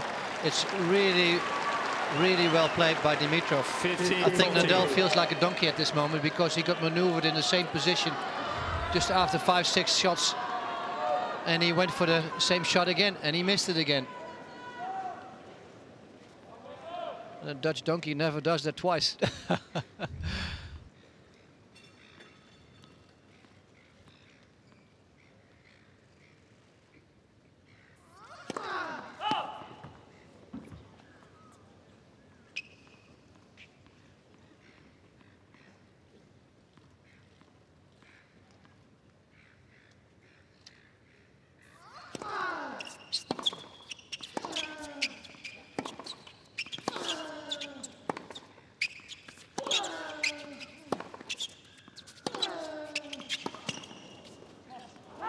is a Nadal special at last forehand.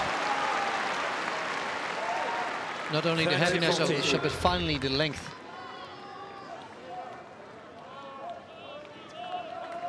Suffocating Dimitrov there with length.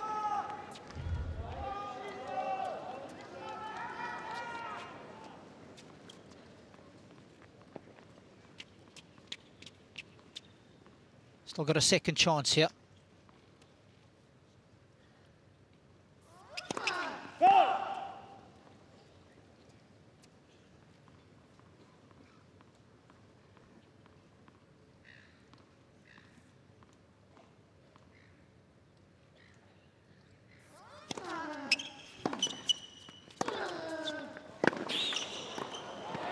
That's smart.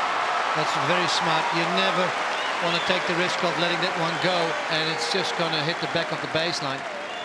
Yes. It wasn't the easiest volleys, especially have so much time to think. That was a gutsy play from Nadal. Don't forget, he lost his serve 3 times in the second set.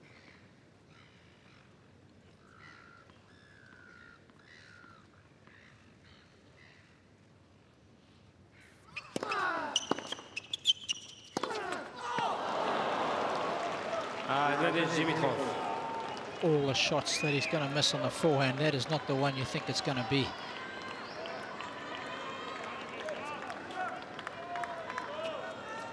Guys already sitting here, I'm getting nervous halfway through the third set. Imagine you're a coach or a family member just sitting in the box. You need a doctor to be standby. Third break point in this game. Oh, that is exquisite. Great tennis IQ. Thinking clearly under pressure on that occasion. It's also quite revealing, isn't it, how he's feeling out there at the moment, that he felt the need to do that. Still searching for his best tennis.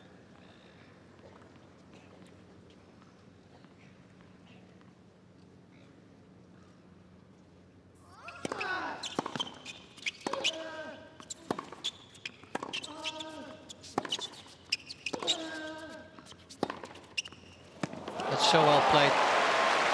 I would love to see a replay of that backhand he hit from the baseline out of the half volley.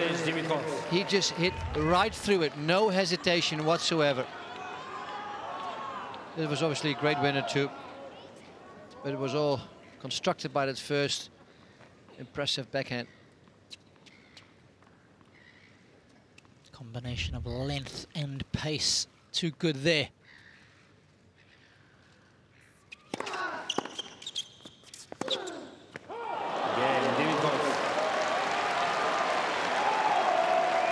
And it's an interesting discussion, Mark, when you say searching for his best tennis. Are we talking what we saw when he was in the pomp of his career? Or are we talking about what we've seen in the last 3 or 4 years? Because those levels are different, aren't they? I'm talking about today. Yeah. I think he's actually played well enough in this tournament to go on and win it, but I don't think he's brought that forehand onto court today at really any stage. Well, we just saw the stats, didn't we? Six winners off the forehand for Rafael Nadal, all throughout the match.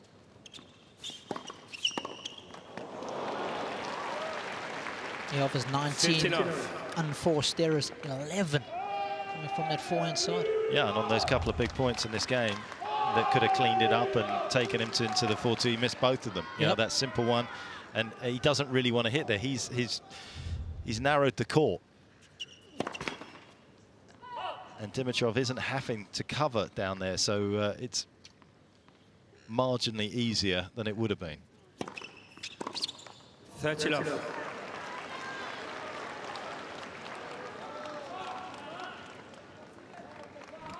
It just doesn't happen without a reason. It must. Dimitrov's tennis must do something to Rafael Nadal in this semi-final.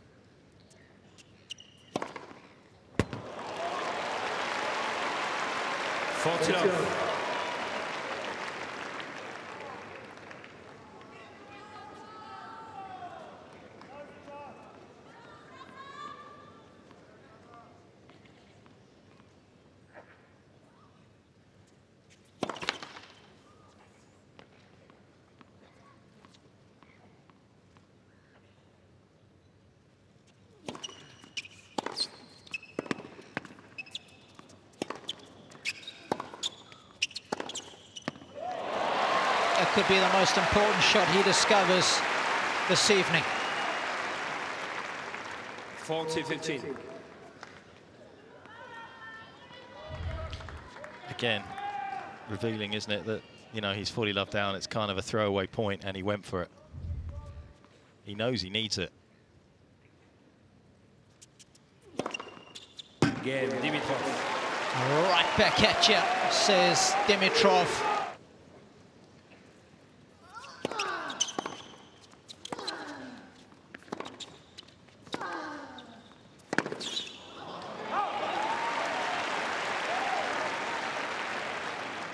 Off.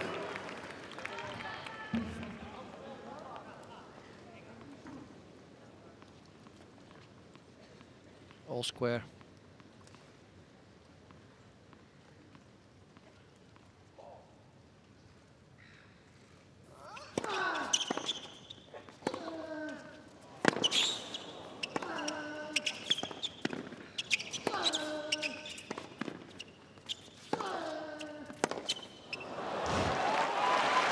Well, Dimitrov is trying to play really quickly, isn't he? It's like slice backhand out of the half volley, the forehand out of the half volley. He just doesn't want to give away the baseline. So the timing has got to be perfect then.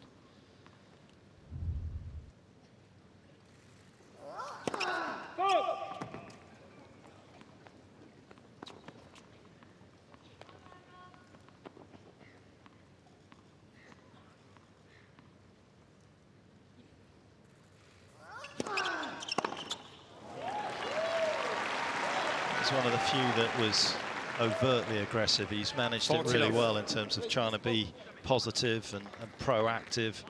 That one was just a free wheel and didn't come off. He's run a little bit further than Nadal in this match. Always interesting when a guy's been dictating as much as Dimitrov has, that he's actually done a little bit more of the work rate.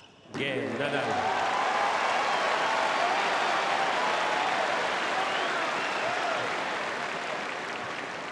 Game over. Well, you're talking about a match being perfectly poised.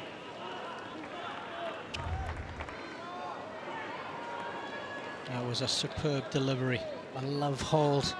Just what you want at this stage in a contest.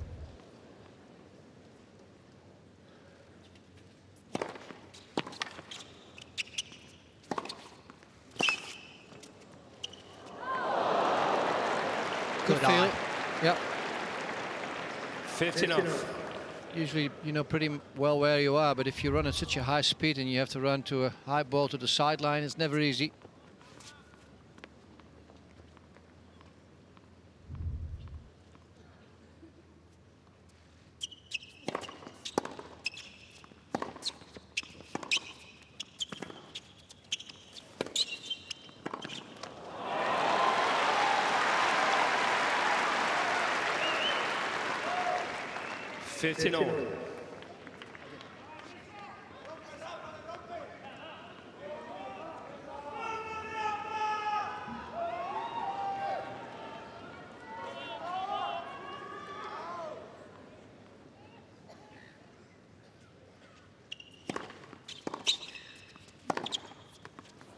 Always made it. Just inside.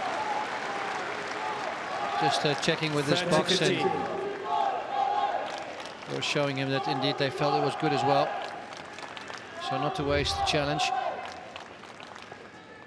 Hit that shot so well. He had a good look at it himself as well. A line-licking forehand.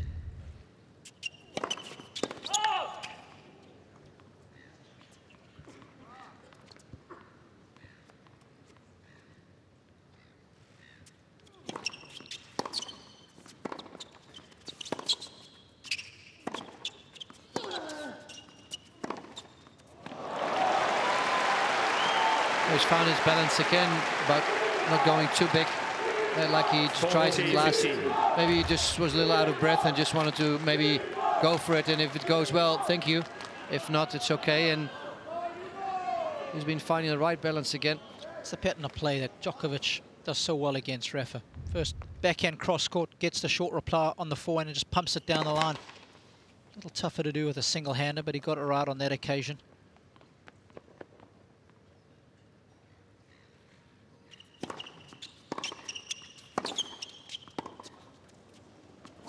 Again, Dimitrov.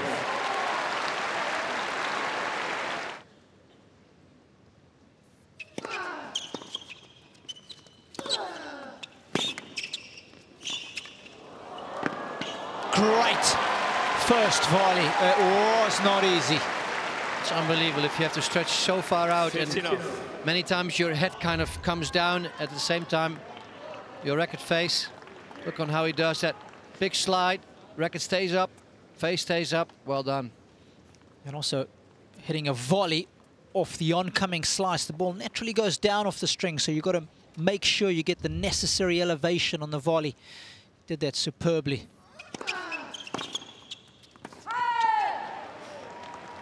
30 love.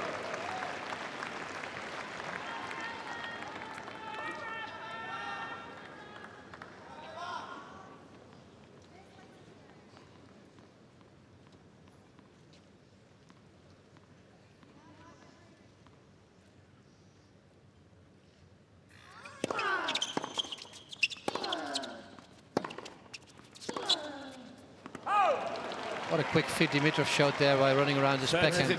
These couple of little steps there still. Oh, it's so nice to see that your pupil can still deliver that after 2.5 grueling hours.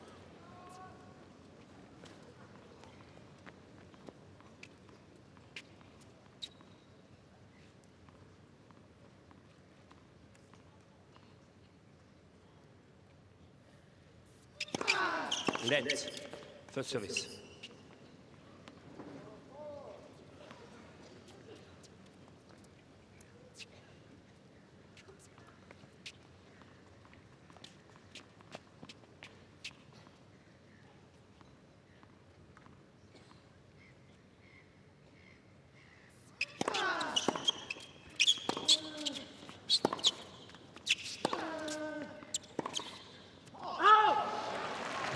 Just changed his mind, I think, on his shot selection there. He wanted to 40-15. gesticulate. I should have gone down the line.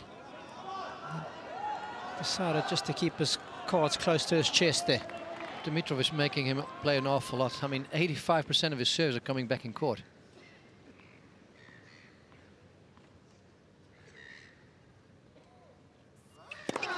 Net.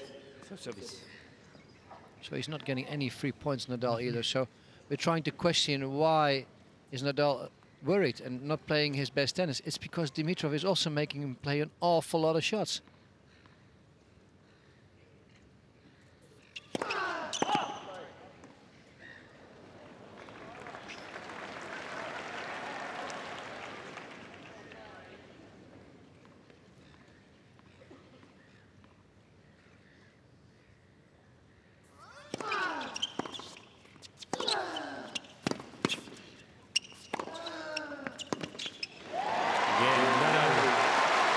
Just looking at some of the numbers as you see Rafa wrap up that service game. He has actually dropped off quite a bit in pace off his serve. 185 Ks on average in the opening set. He's down to 177 now in set 3, and his second serve also the same. It's gone from 155 in the opening set to 142 here in the third. I wonder whether there's a little bit of fatigue in there for Rafa when you look at those numbers. Or he's changing his strategy, or he's going out wide a little bit more. Usually when the serve goes out wide, that actually shows lower speed.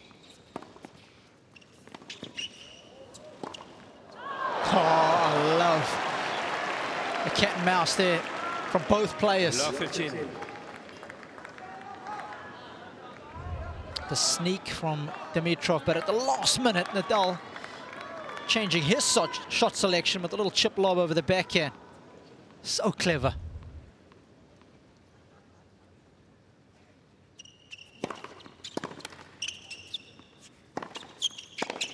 Oh, Nadal, you should have done more with that one. Having love 15, he puts it right to where he's standing. Rafa, only one big step there, not a couple of small steps. Ooh.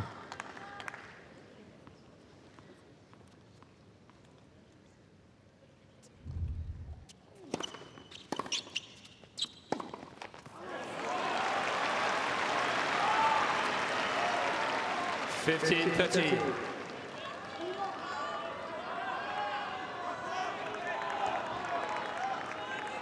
Could be nerves, could be fatigue, but just didn't quite organise his feet as he has been doing so superbly, Dimitrov.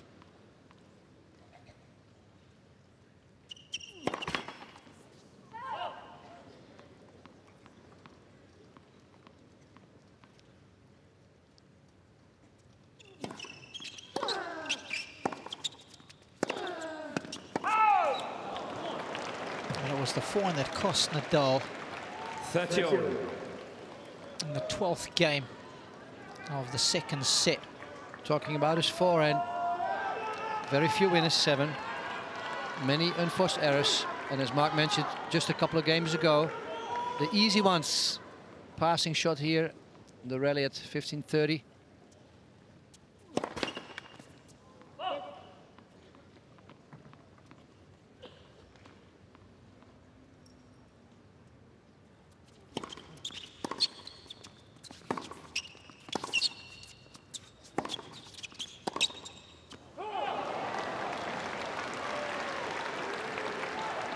And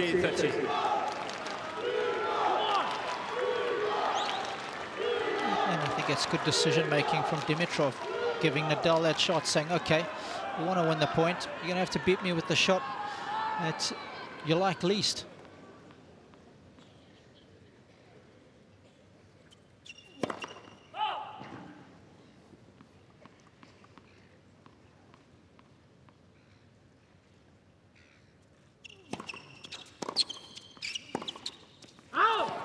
Both players are nervous right now, aren't they? This is not pretty, but it's absorbing and engrossing because so much rides on it.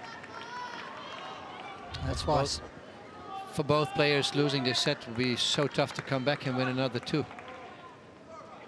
Yeah, they've already invested 51 minutes of energy, a lot of it, in this third set.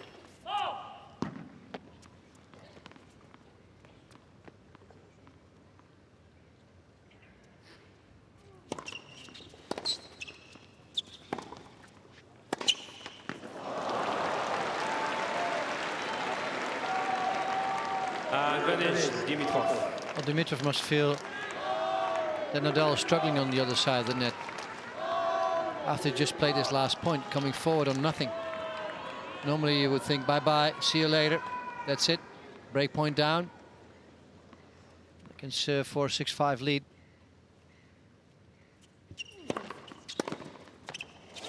Again, Dimitrov. Well, he's got out of jail in that game, has Dimitrov.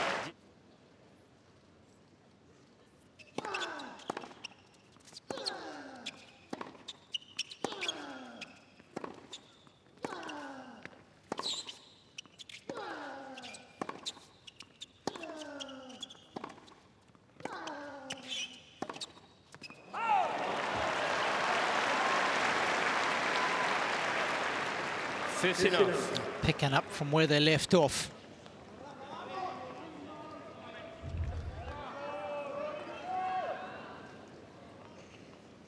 Shot that's been very important for him this evening. It's worked well. Just missing long.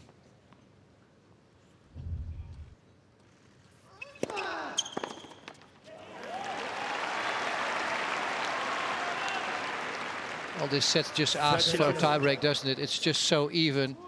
Maybe sometimes it's good to have this tiebreak just to decide it.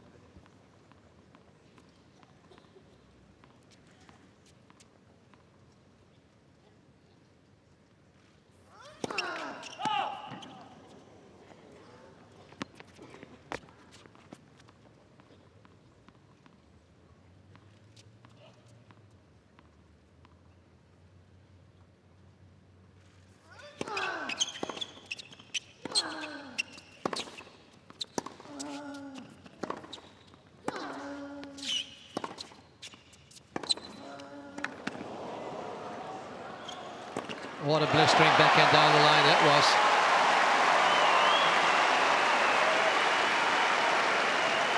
That shot 40-love.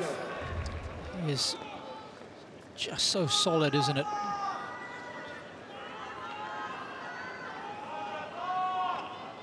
because he's right-hand dominant, it's a very natural shot for him. Remember, everything else he does with his right hand. There's Rafa.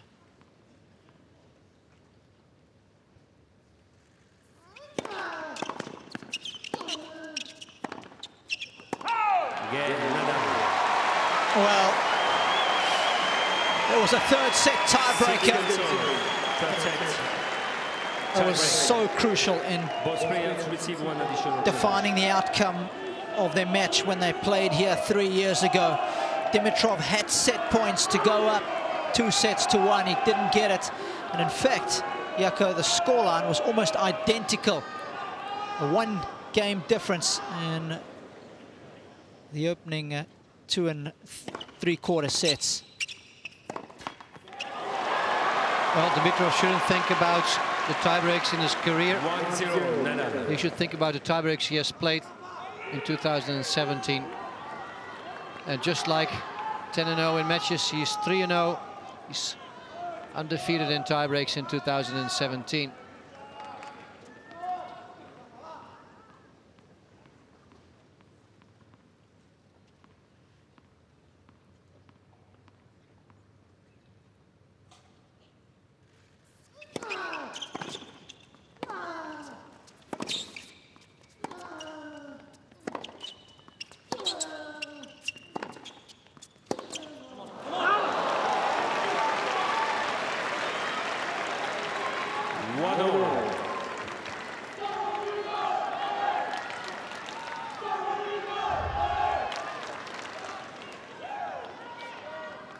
Interesting to see how much better he is in Grand Slam playing tiebreakers percentage-wise. 165, lost just 18.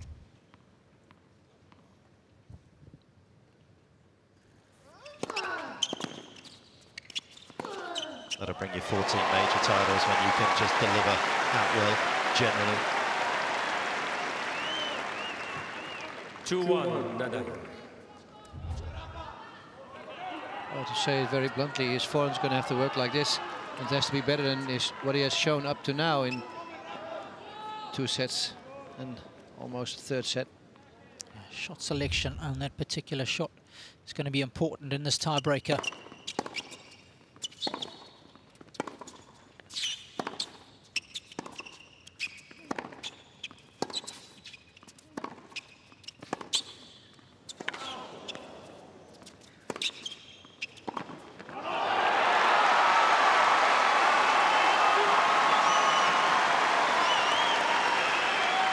Once again, it's actually the backhand that does the damage, changing the whole dynamic of the points with the initial backhand down the line, which brought this shot very much into play.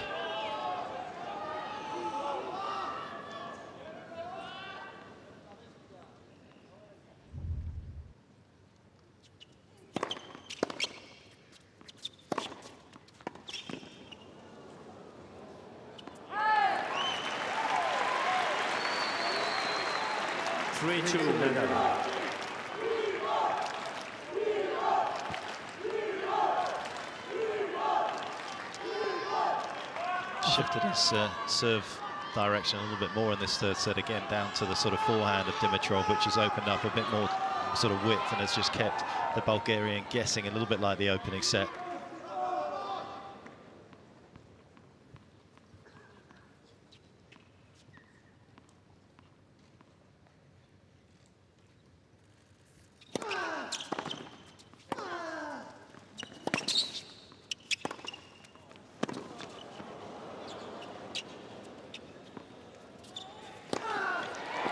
He's there. Oh! He was right there. The moment that shot came on Rafa's racket, we thought, what is he doing? He must have seen Dimitrov standing in that corner already. I mean, that's heart in the mouth moment, certainly for Uncle Tony and the rest of the box. This is actually a good shot. I mean, he's almost, you know, hitting the clock, but still. Yeah, I was going to say, it wasn't the easiest forehand he's had tonight, was it? I think so. It was close to St Kilda on that one. Uncle Tony, woo, couldn't believe it. Neither could Rafael Nadal. I think it's always a nice psychological advantage at 3-2 points to win it in a tiebreaker. You change ends with double the amount of points versus your opponent. Crowd's just going crazy all of a sudden. They really like Rafa to win. It's amazing. There's a contest on the court and off the court as well when the Bulgarians are chanting. Eventually the Rafa fans get into action as well.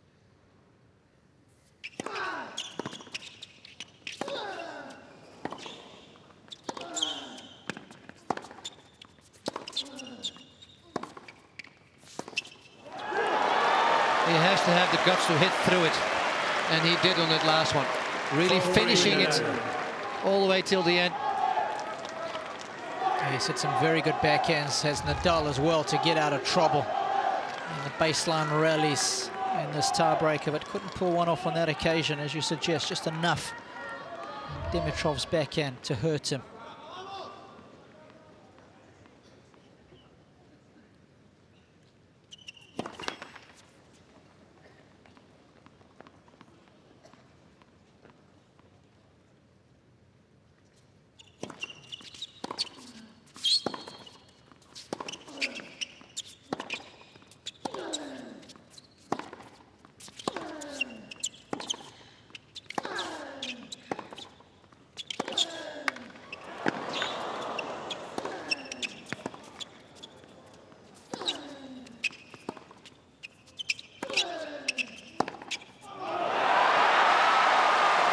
I mean, how good was that from Nadal to reset the point and not panic at all? But even though he had actually taken control of the point at least once, maybe twice, then he went back to business.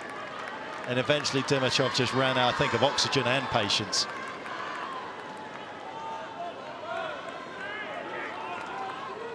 Well, you want to hit that shot, there has to be absolutely no doubt in your mind. You have to hit through it. That's a big serve. That's a really big serve. It's a welcome relief, isn't it? After a lung buster.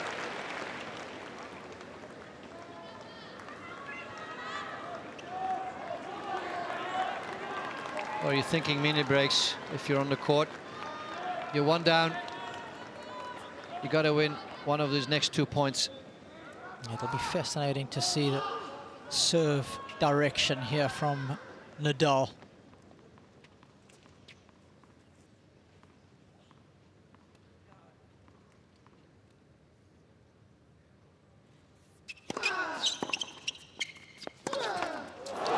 Once again, an easy miss on the forehand on a big moment where he has a chance to put it away. 5-all. We've seen it before. It's amazing. Set number 2, and we've seen it already also in set number 3. Are you happy with that shot selection? Yeah, he's just got to make it. Not the inside-out one, which probably is even better for him. He's not hitting it. He can only hit it down the line from there, and Rafa's coming in, and Rafa would have covered that had he made the shot. Okay. 5-all.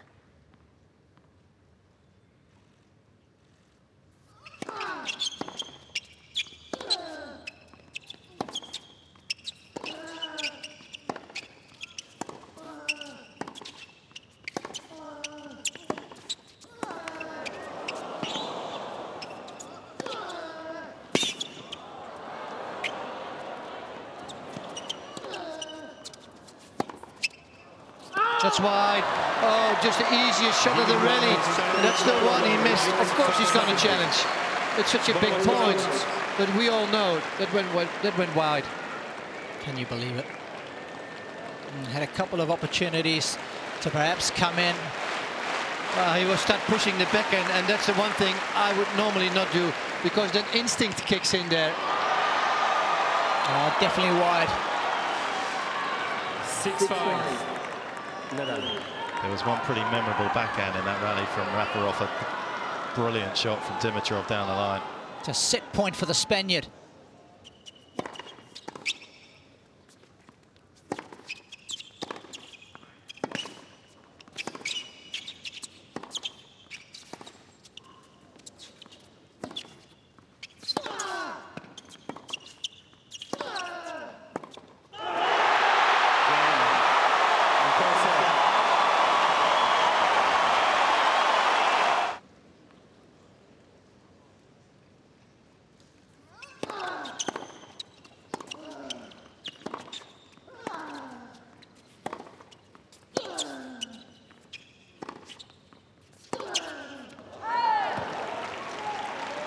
Love 15.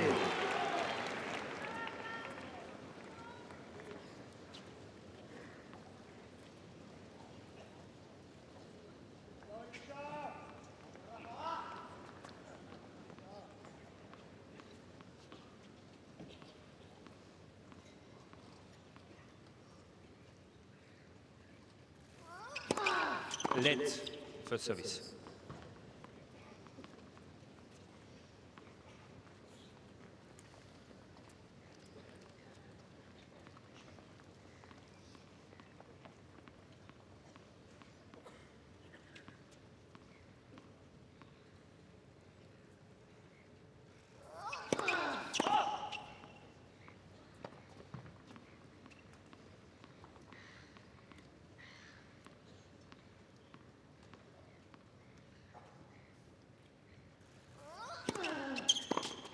Hey! 15 all.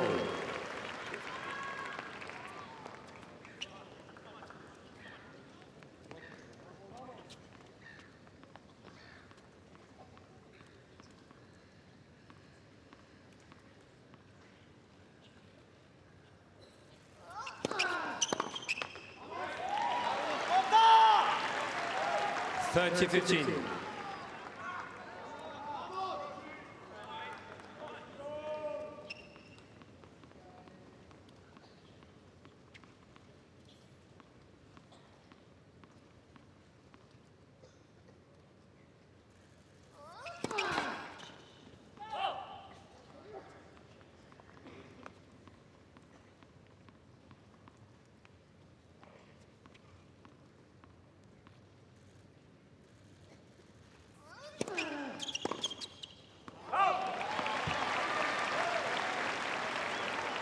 Forty 15. They'll be feeling a lot more comfortable now.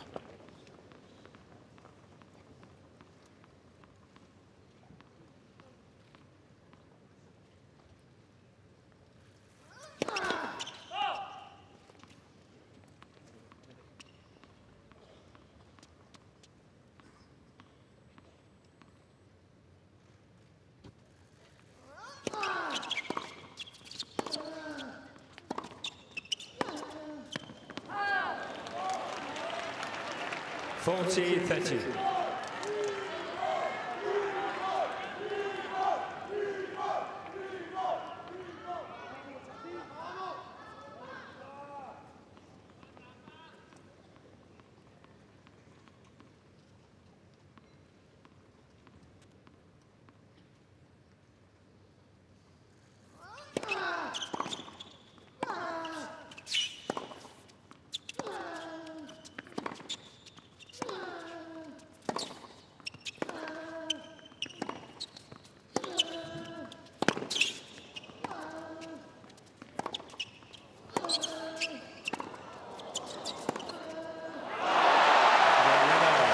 Nadal, that is attacking best.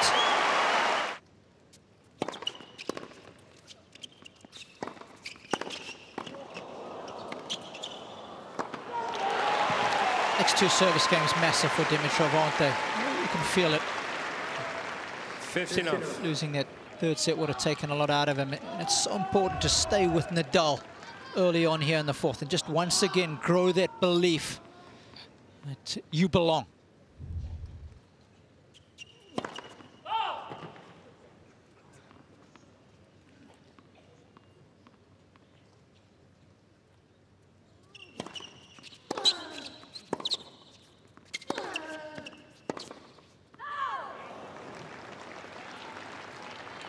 Fifteen all.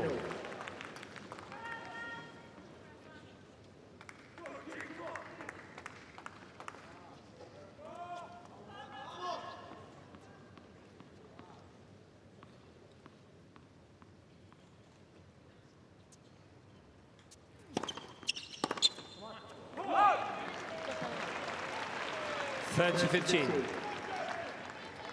It's always a natural lull at the start of a set, especially given what's taken place in the last 20 minutes or so. But again, it's about keeping that base level of play nice and high, that intensity up.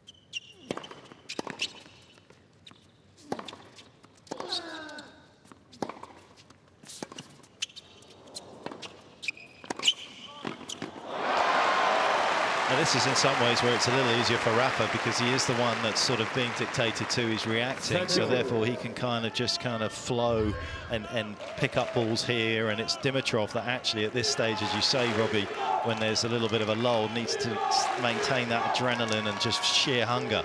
It's not always easy to do. Yep. Big point this at 30 all.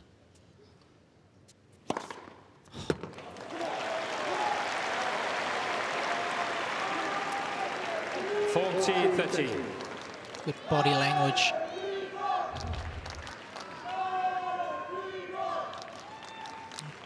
Serve has been very effective tonight.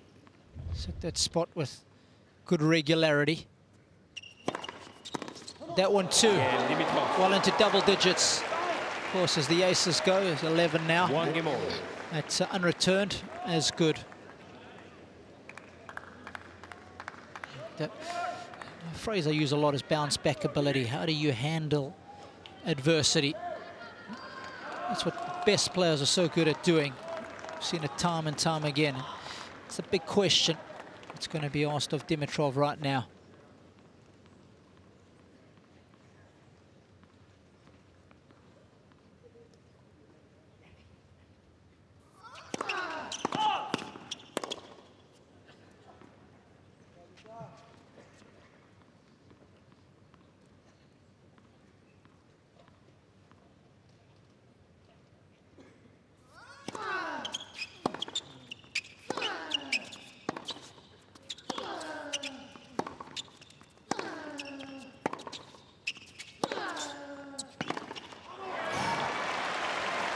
Dimitrov's got to be careful, I think, of going too often to Nadal's backhand. You go there 2 or 3 times in a row. Even when he hits very good shots, Nadal is so good at just changing that dynamic of the point. His backhand is so good. Changing direction, depth, angle. And he's very unpredictable off that side. You can't anticipate.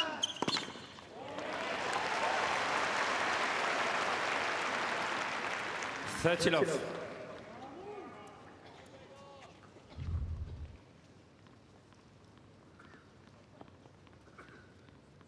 all faithful.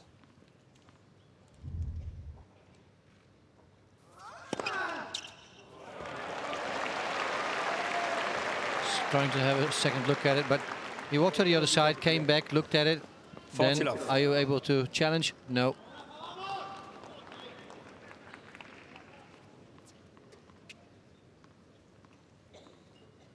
Into our 4th hour we go.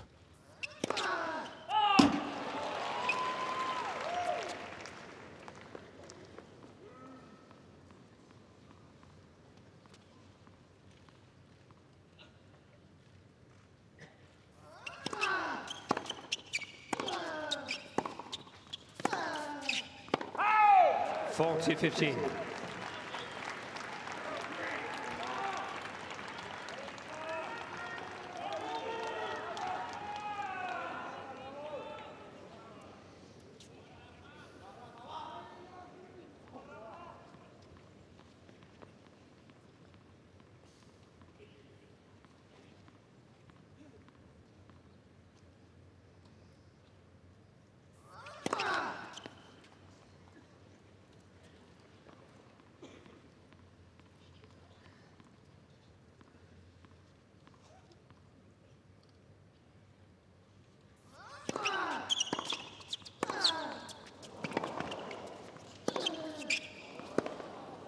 Oh, that ball just fell clear from the sky, just in front of the baseline.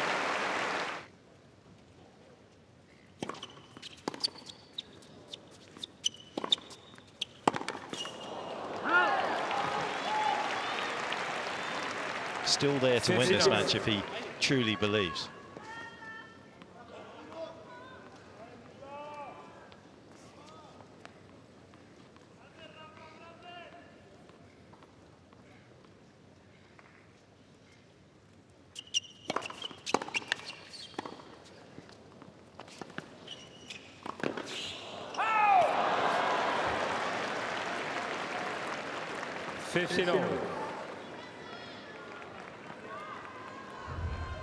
Just ended up being a little off balance here. I don't know if we're going to get a little look at what happened. Yeah, he just got the fly at the ball wrong.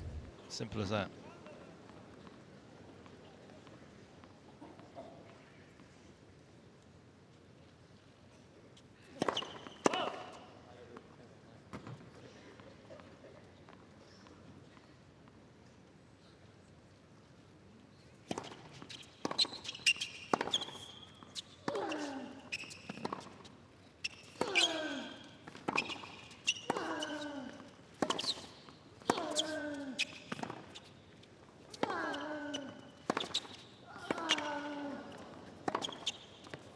Well, he plays this superbly, but he's trying to get away with it. He's played a couple of slices out of almost half volley. Tries to finish off the point down the line a couple of times. As you mentioned earlier, Dimitrov is really hanging in there. It's just a little bit has to go wrong and he's out of this match. But if he can survive playing like this, it might make a huge difference going forward in this match.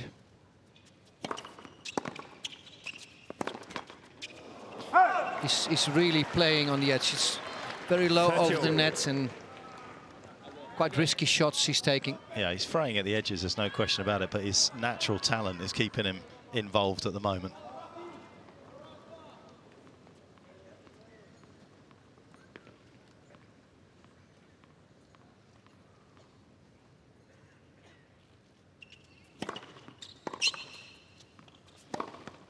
Great 1-2 combination. It's been a while since we've seen this one. 14-13. What a better time to do it than right here. He's actually served great on those 30-all points, hasn't he? I mean, number of aces down the tee, and obviously allows him to actually take the pace off and get the angle on that one, because Rafa's got to guard against the big one up the middle. Yeah, nice to see from Uncle Tony. Why he wants Nadal to keep fighting in these games, not giving 1 point for free.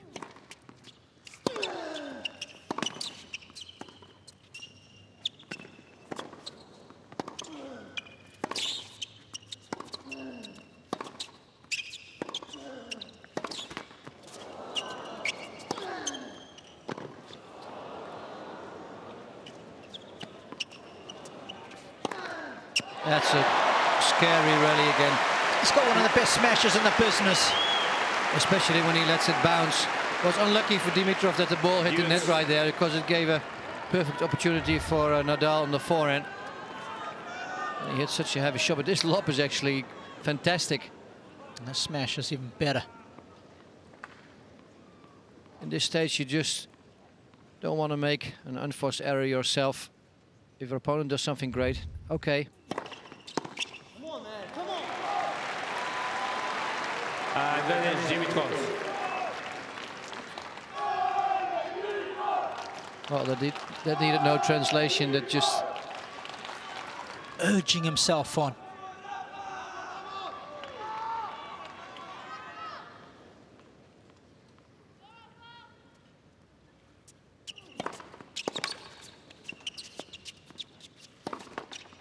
Well, that time the net doesn't play a significant role in the rally.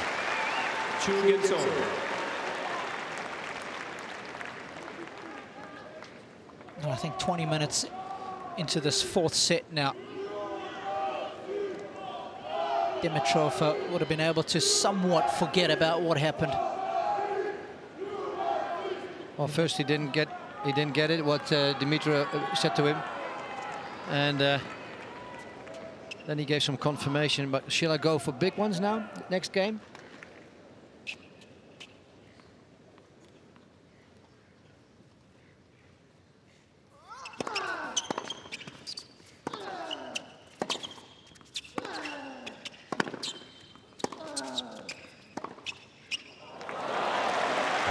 What a point. Love 15. He's going to get re-energized playing shots like this, isn't he? Great footwork off of the ball. Look at this. I mean, he actually moved on diagonal slightly there, going across the baseline to cut down the time Rafa had to get back. Easier to generate pace off a ball that's coming up rather than one that's dropping. Rafa's found that tonight, being relatively deep at times.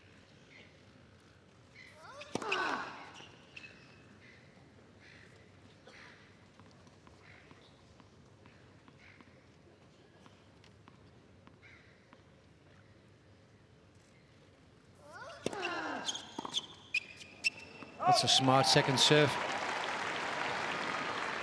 15-all. High kicker to the body, feet were planted. Hasn't it too many of those, is he? I think only the second in about 3 hours and 10 minutes.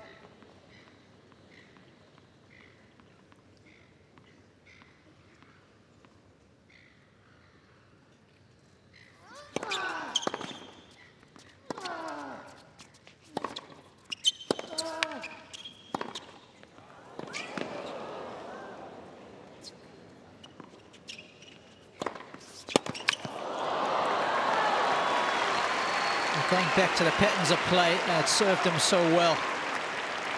15-13. Nadal is worried now. I think he put his second serve to the body in the former point, and all the other shots he has chosen to play in this game have only one reason. He just doesn't want to give him a clean hit. It has to be out of reach or in his body. He's just afraid that Dimitrov is going to go for a winner.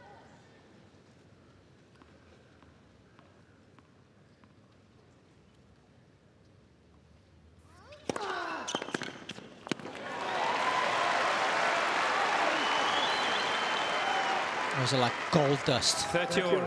3 points on serve.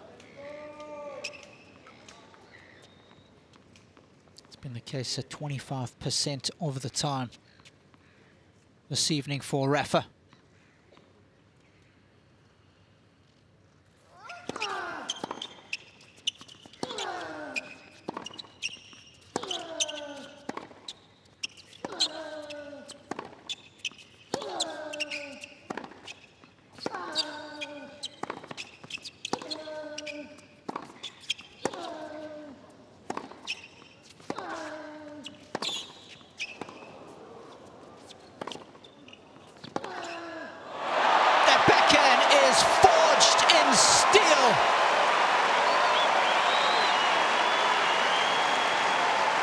It was such a great rally. The first ball Nadal dropped short. Dimitrov was right there. He was on top of it.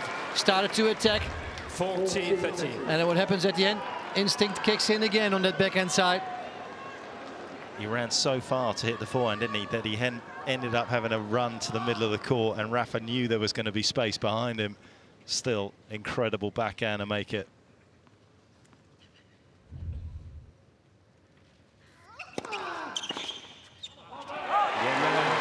Just like that, he ends up holding serve.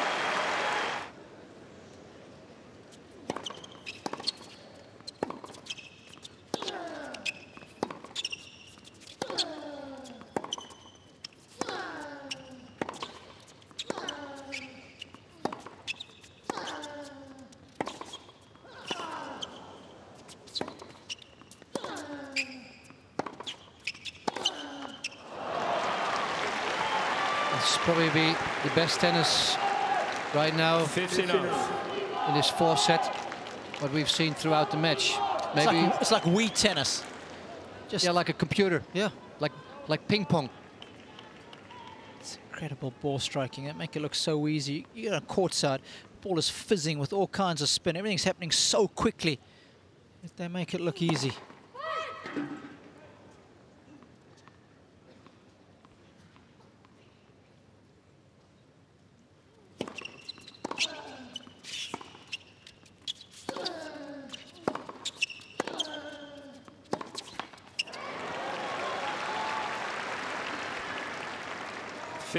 I'm amazed how a player like Dimitrov or Federer, how they can hit so hard and so accurate out of half volley. I mean, if necessary, 4 or 5 sets long. Well, you would normally think, oh, this is like a 50-50 shot. They hit it with 80-20 security.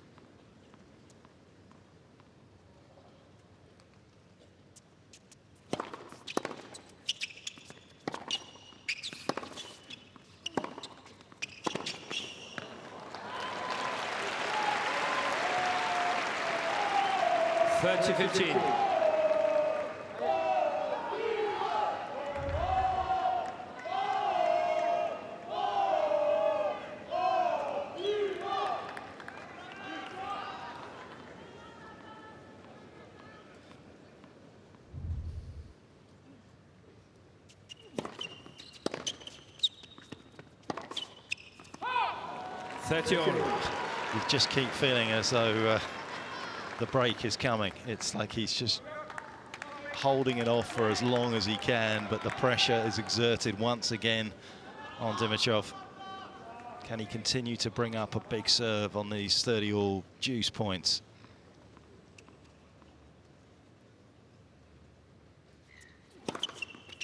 Well, he can. 30 all, another big serve. 40-13. Massive credit to him. Yeah, this one placed with precision. Just coming around the right side of the ball to create the angle. That's the spin, does the damage. Great slow-mo there. You could just see Rafa putting the weight on his left foot. Couldn't get back.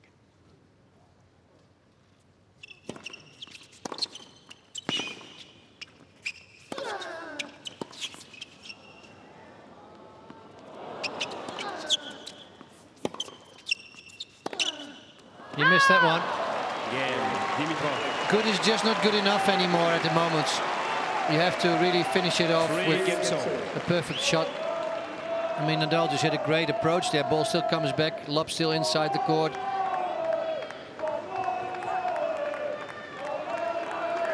This is exactly the way Dimitrov took that second set, by playing like this. He was just hanging in there and eventually closed out that second set. Except in the second set there were a lot of breaks, and so far none.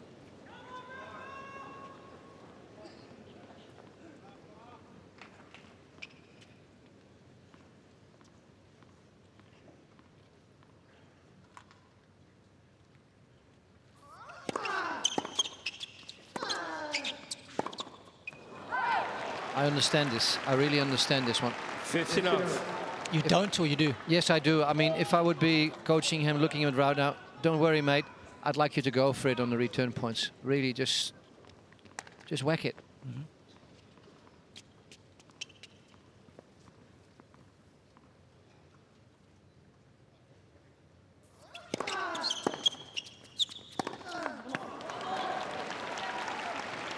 $15.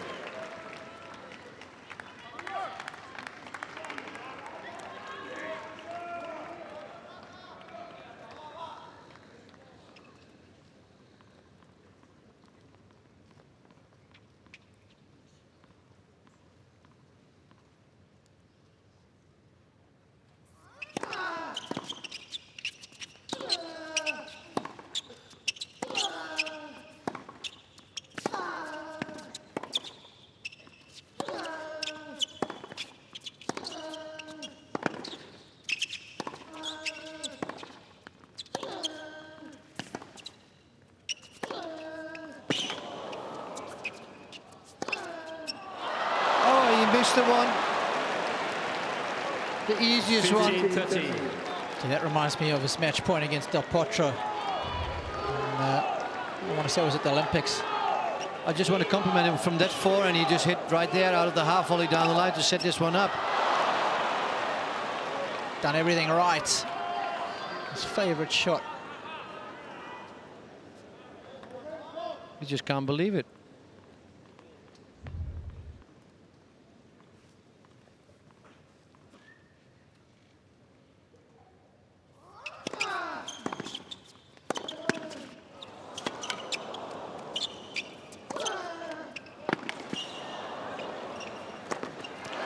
That one's not coming back.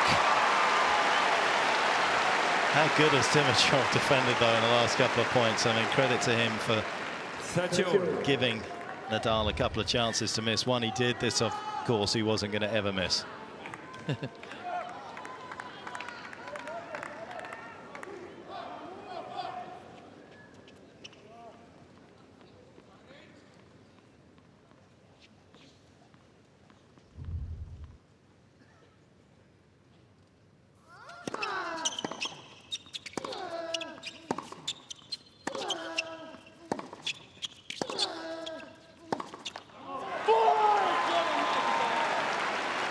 Well, he knows he's close. He can sense it himself.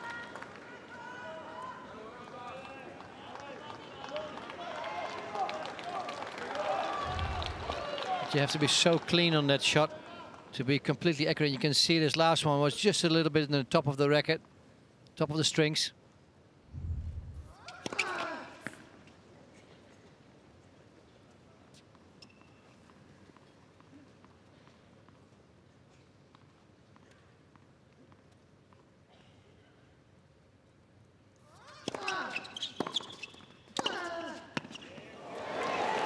Dimitrov is challenging the corner on the left near side. Well, what's going in? By their body language, I think they both know it's in. Nadal just refusing to ask his towels. Normally he would get his towels quickly, but he just stands there, and Dimitrov is the one who sits already. It's got a healthy chunk of the line.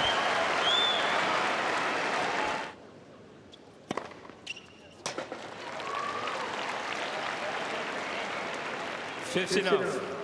Just changed his court position there, didn't he? Came up, still got beaten. He's number 13.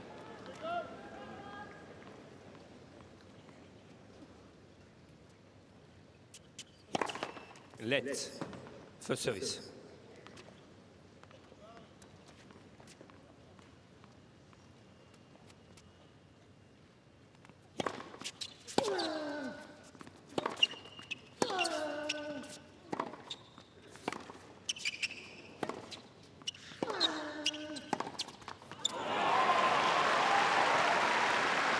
Careful of that one. Obviously going to have to go to his backhand sooner or later in one of these rallies. But if you really push him like that, he comes up with miraculous shots.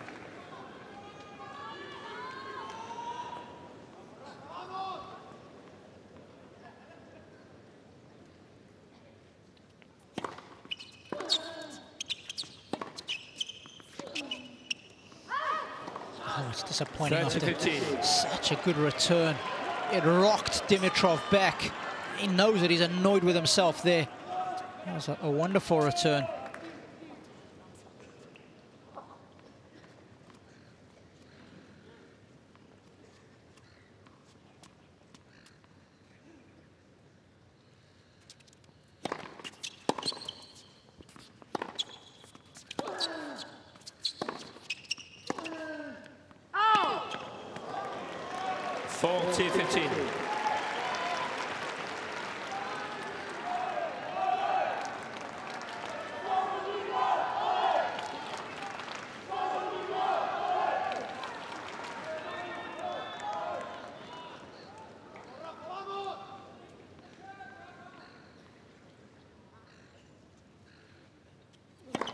Let.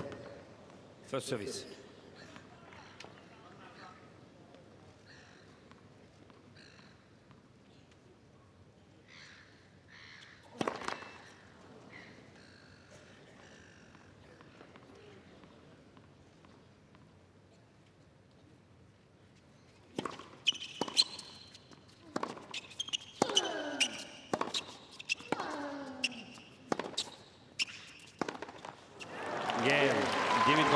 It's never easy playing catch-up, especially when you've lost such a tight third set. But I think this has been a fantastic mental and physical effort in the fourth from Dimitrov. Because this guy asks you the toughest of questions time and time again.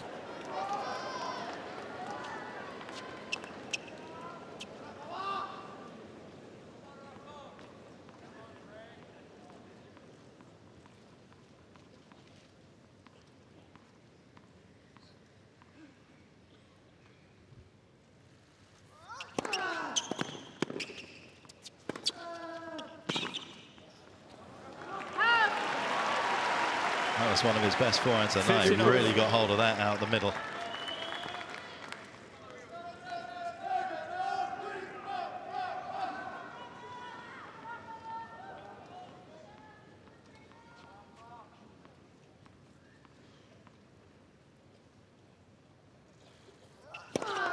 Let. First service.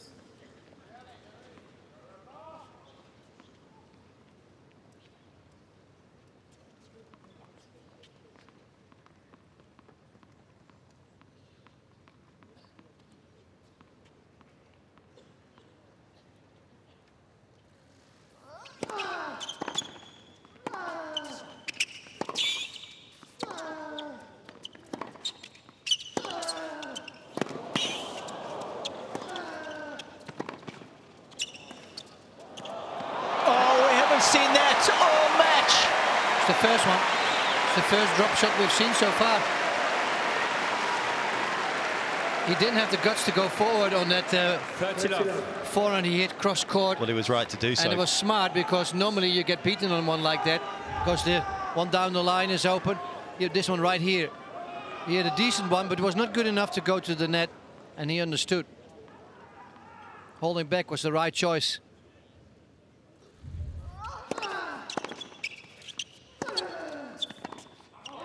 That's 3 of his best forehands of the match. Got plenty of pace through that one. Again, Dimitrov just couldn't quite catch up to it. He's pounding his backhand right now. Strong game, this one from Nadal, 40 love.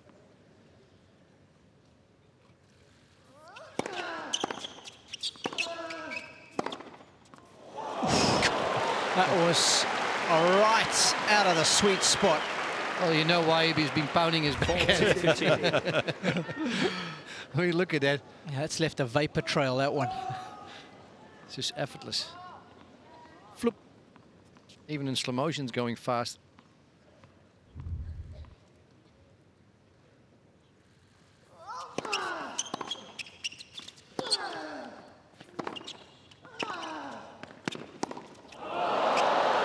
Well, depth on his ground strokes in that game was impeccable.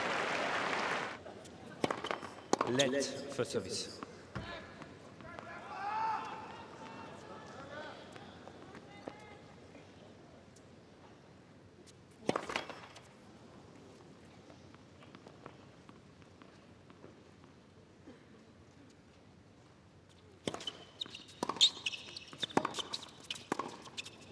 It's amazing. I was just about to say, if you have new balls and you're in this stage of the match, do you still have the guts to hit a backhand out of the half volley, just right through it? Well, he answered it for me, didn't he? It was emphatic.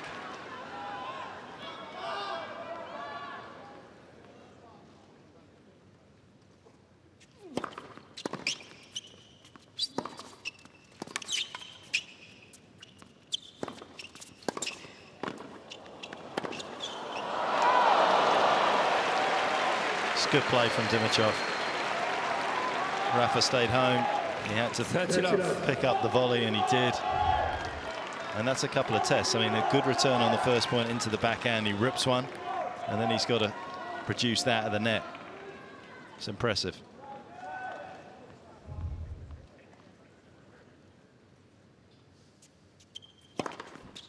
He's using the quicker ball as well, isn't he? These new balls, they might give you just maybe this 4 or 5 Ks an hour extra. Still being able to push off so well out of his legs to make his serve snappy. And one more time, right there. This is such a tough service game.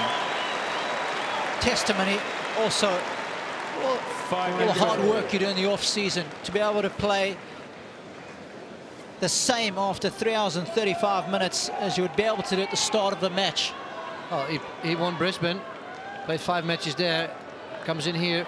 This is already his 6th one. This is 11 matches, and he's just still right there, powering on. Quadriceps, you know, like a tree trunk.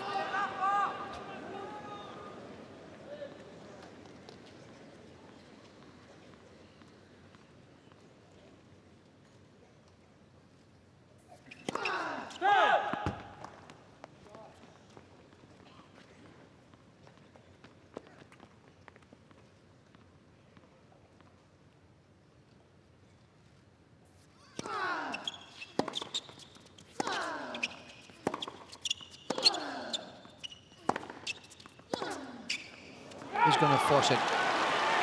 Yeah. Love 15.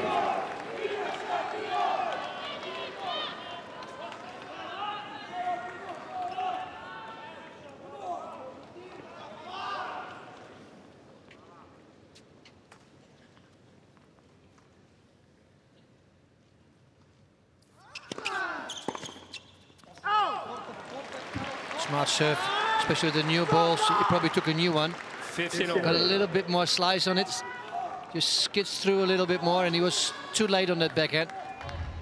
I just wonder whether he'll actually be served once or twice right now to go back cross-court with a return. He's hit most of them down the line, which we know Novak and Andy do to try and get it into that. But Rafa actually, with the pace here, has been able to kind of stay in front in the rally, even when he's hit it well with that cross-court backhand of his own. I wonder if he'd be a bit flat-footed if he took it cross-court, because he'd be trying to cover the one down the line.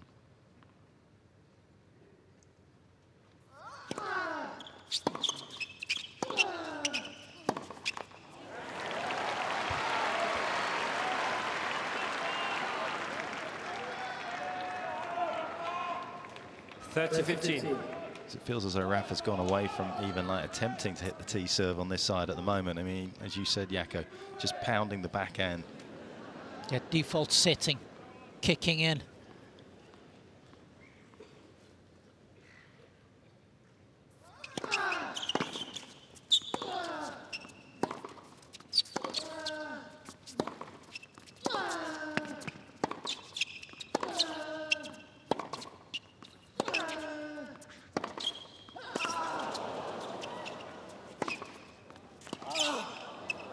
Going to go wide. Just came off wide of the racket straight away. I thought Rafa played this really not that smart. I know he's not afraid of his backhand against Dimitrov's forehand, but 2 shots down the middle, that didn't make much sense to me there.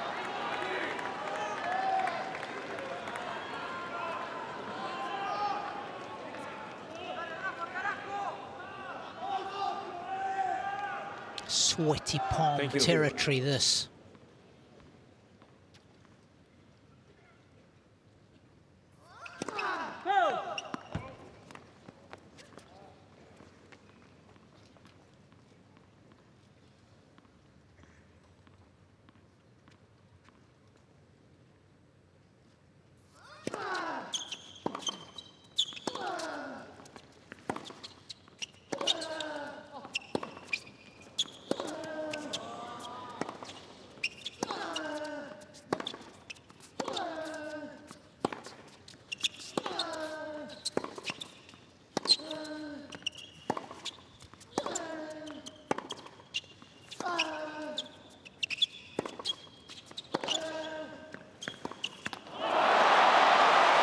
That backhand's not coming off clean. I mean, not so much that last slice. That's too bad. But Dimitrov's backhand, you know, he's ready to really go for it, but his release is not complete, and he's just a little off center. And every forehand he hits, it sounds so clean. Both players working overtime in that rally. Well, it doesn't seem a lot, 63 meters, but if you have to do it just like that, believe me.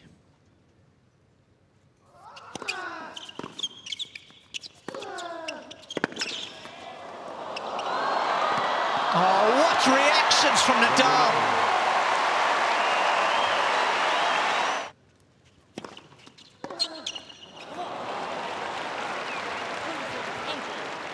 Fifth enough.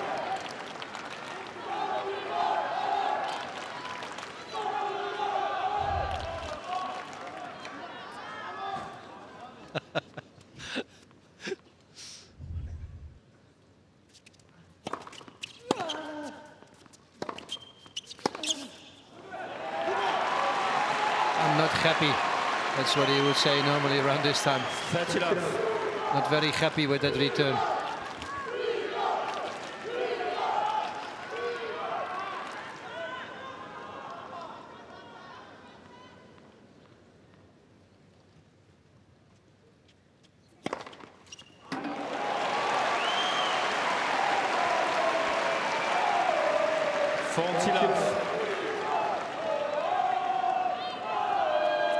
We've seen a steely resolve from Dimitrov that we haven't seen for a long time.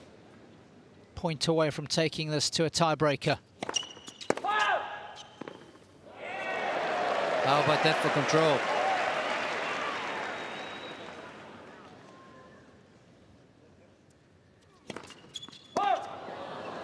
He's got to make sure he closes this game out as soon as possible. into the tiebreaker feeling good about yourself, a strong hold.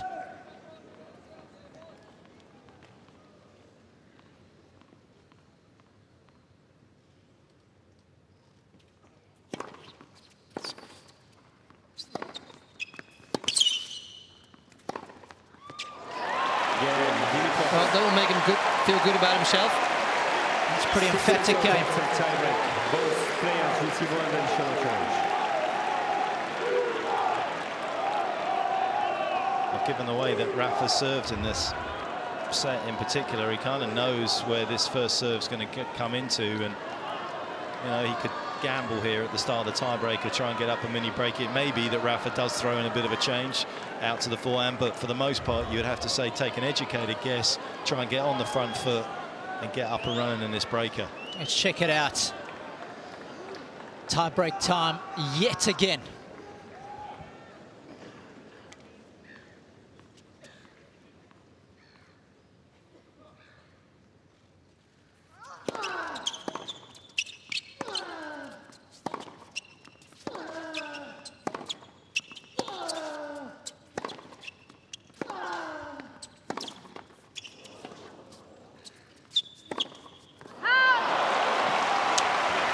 It was a smart serve from Rafa because he stopped him from having a swing off the return.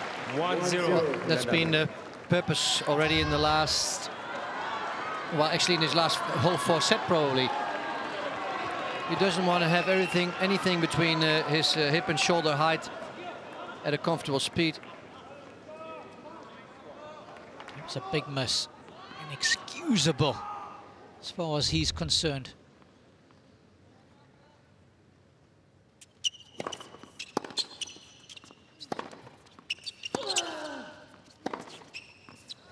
That's more like it, or maybe not. I think it's out. He was pretty definitive in the challenge, wasn't he, Mark? He was so quick with that finger up, but I'm not sure. It was really, really close.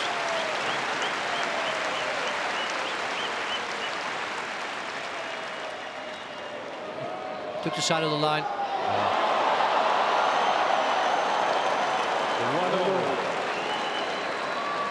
Nadal has 3 challenges remaining.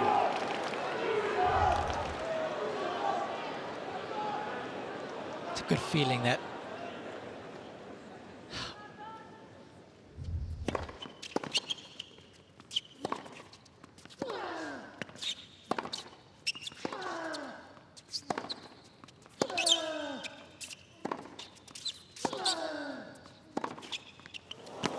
That was such a great release. You need to be so gutsy to do that. On the other hand, you know that you have to do it as well. Which helps in the decision-making. You've got to be totally committed to the cause, otherwise you come off second best. You've got to trust it.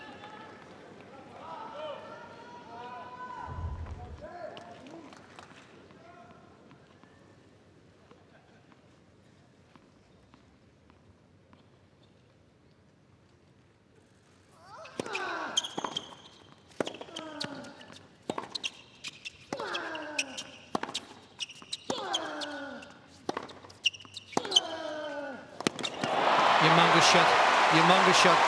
He rather went for it himself than he would give Dimitrov a chance to really have a good hit at it. 2-0. Yeah, the only thing you don't see here is the champion's mentality that was internal. Externally, you just see excellence. But as you say, Jacko, just wanting to control his own destiny. Hasn't been his favourite shot tonight. Yeah, he's reached deep into the locker to pull that one out.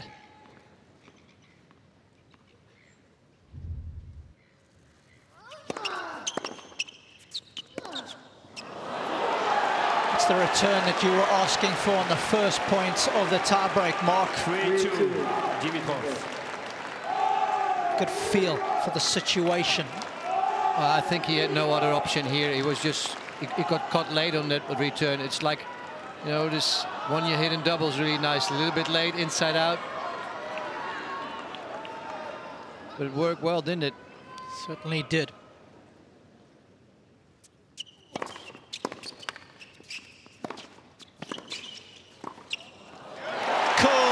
as you like.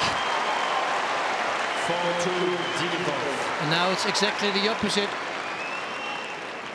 How did you just say that in the third set, Robbie? Just go around with double the amount of points? Yeah, psychological advantage that you have. And actually, when you look at all the tiebreakers that get played, there's no big advantage when you have a look at the wins and losses when you change ends at 4-2. But I just feel it's so nice to have, even though you might know it's a 50-50, there's chances of still winning the breaker. Give me that advantage every time. This is a massive point. Can put some daylight here between himself and Nadal.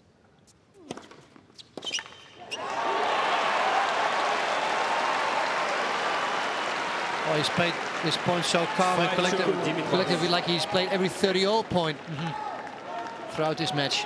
Clarity of thought under pressure. This game has come under forensic scrutiny by his more experienced opponent. It's been admirable.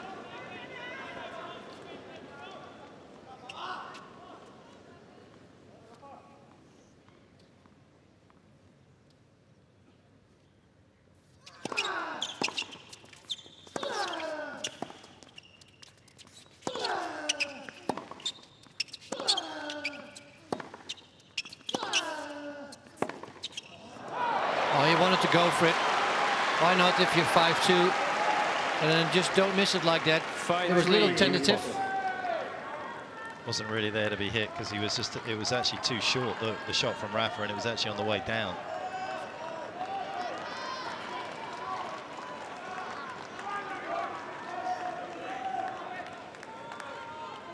I would feel so nervous if you're up 5-2 and then Nadal might come back to 5-4 and then you have to serve.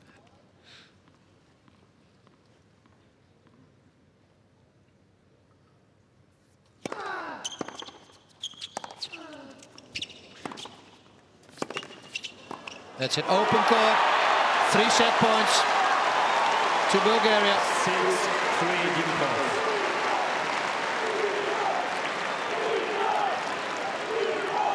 Well, his court position allowed him to capitalise so quickly on the miss hit from Nadal. Oh, it's been an almost faultless tiebreaker from Dimitrov. That volley. It's given him 3 set points. You've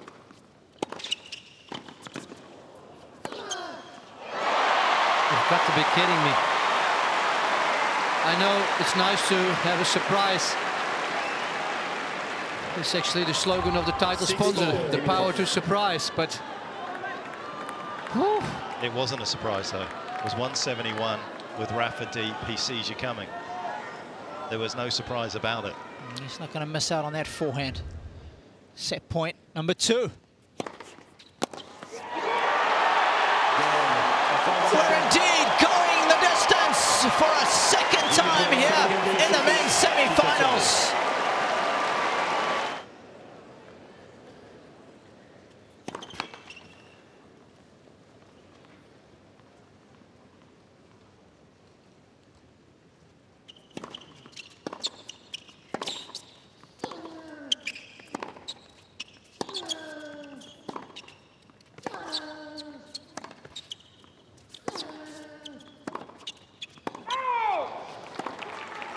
Small things will change the outcome of this match as well. Just hope from Dimitrov's point of view, just the whole panic that he had there with the water bottle and putting the powder in, getting the energy drink right. He didn't really have an awful lot of time to think about the start of this 5th set because he was so worried about getting that ready.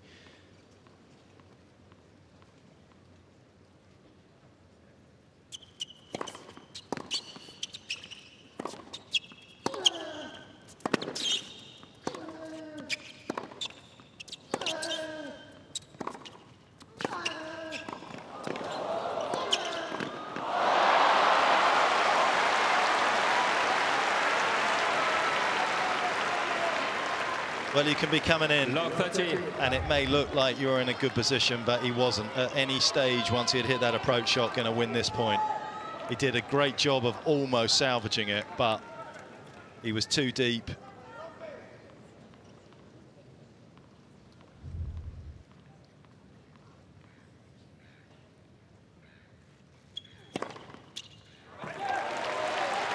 That's a real tribute to him that he's got Nadal guessing completely on that due side where he's going to go.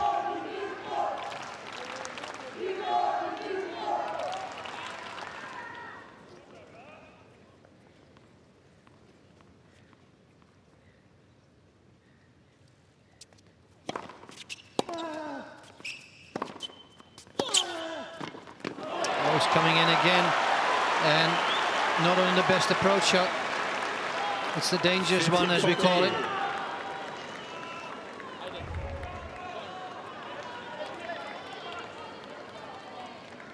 Yeah, again, just not enough width. Gives Nadal a little bit of extra time on the ball. And he makes him pay. Actually unbelievable. No break points in his fourth set, and they are right there in the beginning of the fifth.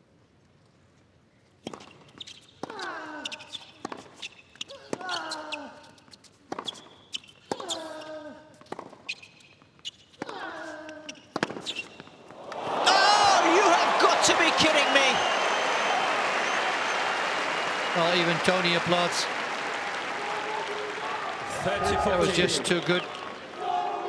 But we've seen this shot over and over again, actually, in his previous match when he played against David Goffin.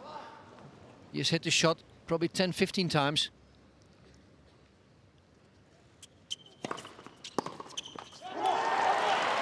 So many battles within this overall war. Yes. It's incredible. There's one right there.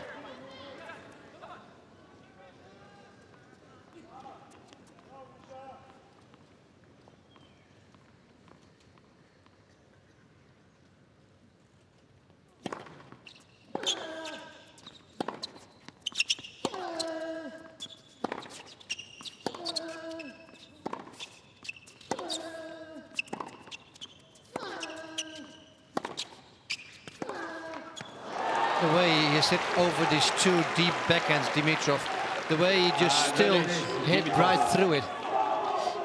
Just looking the fresher of the two for you at the start of this fifth. They're both looking pretty good, I think. I wouldn't say either's looking fresher. One's going to be a little mentally fresher if Dimitrov holds serve here. I didn't even realize we're in the fifth.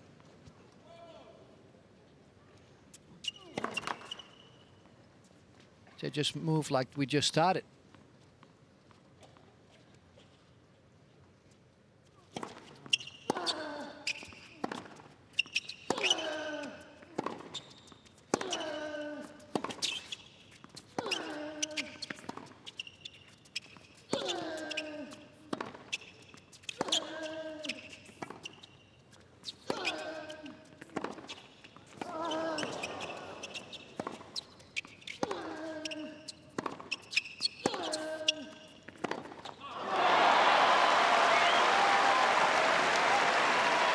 It can be a breathtakingly beautiful and brutal sport, can't it? And Rafa was just bringing that point into a territory where he's been winning more of the points over 9 shots.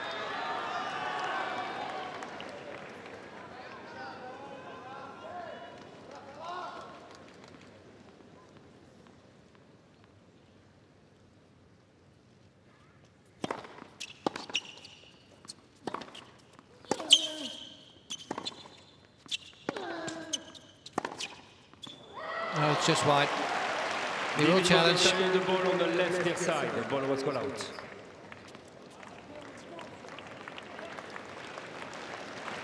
Definitely wide. Yes, I think so. But it's not. Ooh! Yeah. Wow. Wow, that really.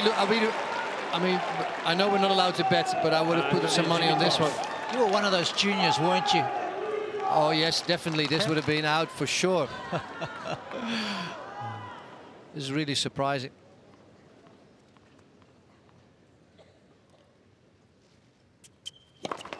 Length, first service.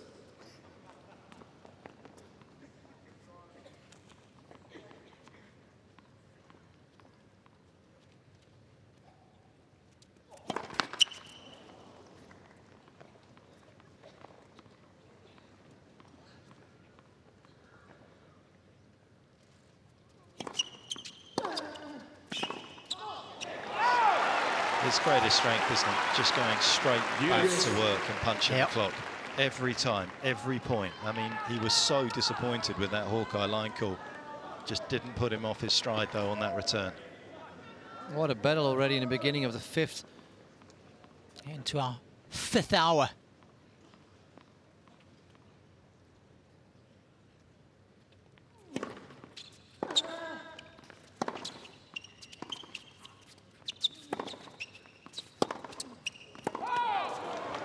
And that is Dimitrov.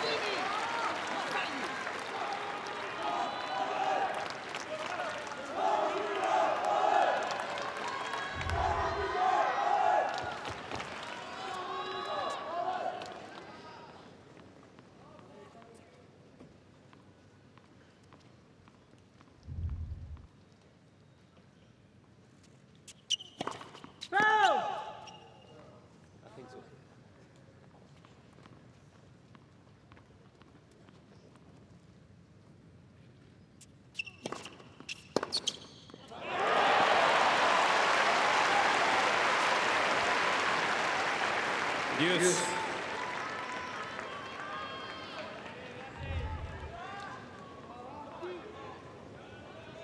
Struggling in the set. It's his first return winner of the match.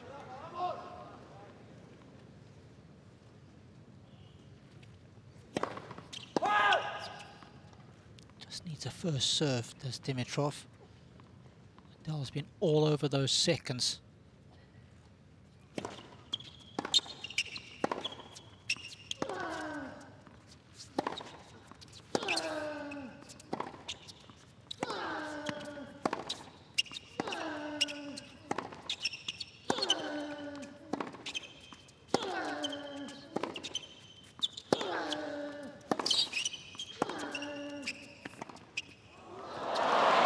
It's a mental breakdown, actually.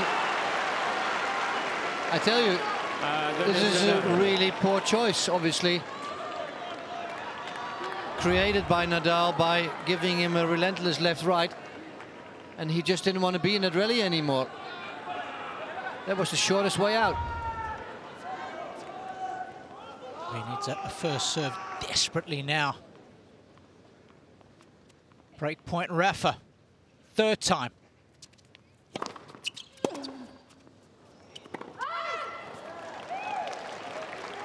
Yes.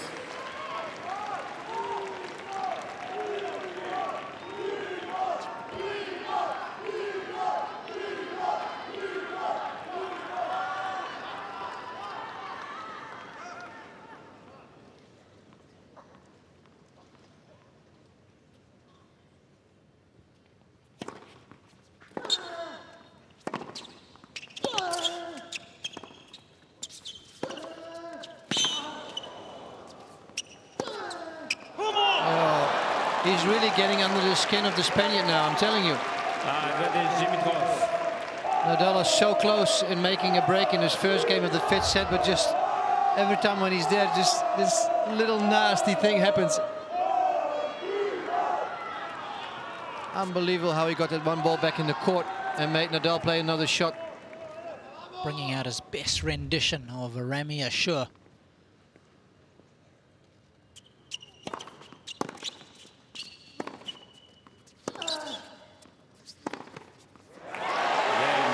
It's a massive hold.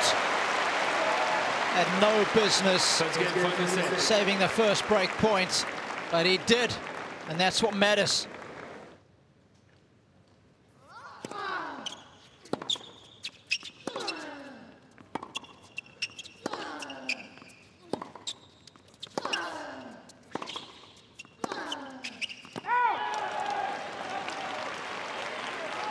Love 15.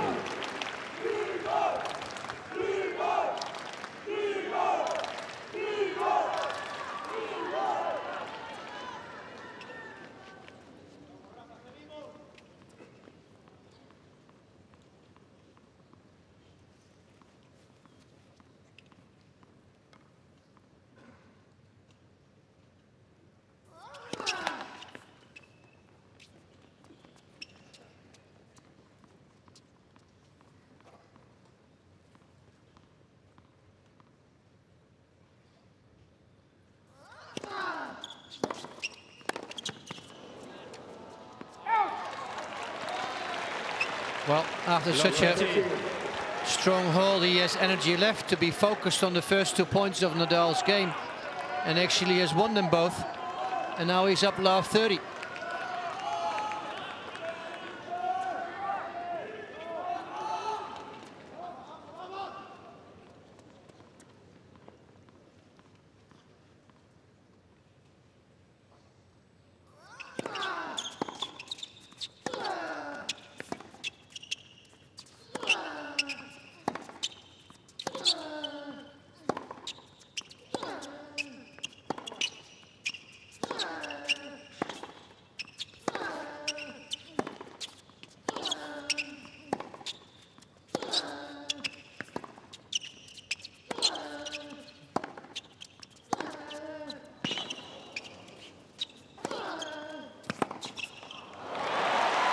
I tell you, Nadal has to do so much to win a point and to hit a winner from the baseline. Dimitrov is still running so well. Like this shot right here, this would be normally Nadal doing it to you. It's actually also Dimitrov who just makes you play that one extra ball all the time.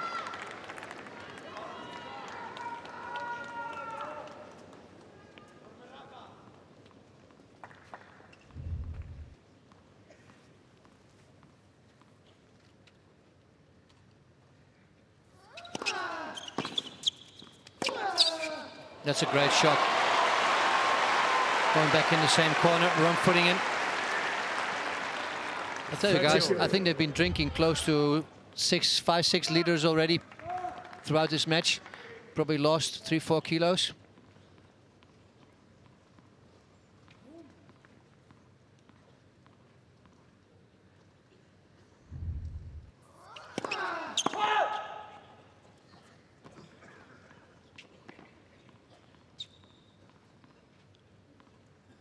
Dimitrov cheating over. He's given him the wide serve. Nadal's gone a lot to the forehand when he's given him that look.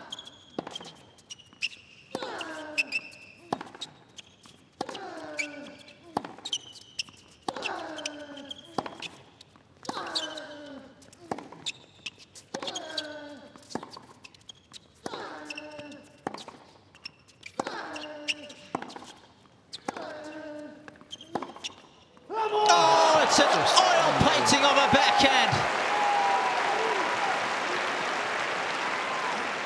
I mean, have you ever seen Dimitrov's backhand hold up so well, Mark? No, it's just been flawless. I mean, and again, you know, this is just incredible courage to do the right thing, 30-all, maybe feel as though this is a game you could have won. Well, he certainly can now.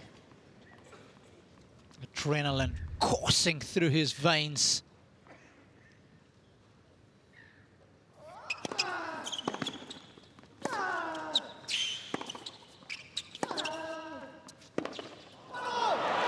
Just a brutal encounter, isn't it? I mean, this is something else. I mean, this feels like some of the other epics that Nadal's had here. They are pushing each other to the limit in every single part of their games, physically, mentally, talent-wise.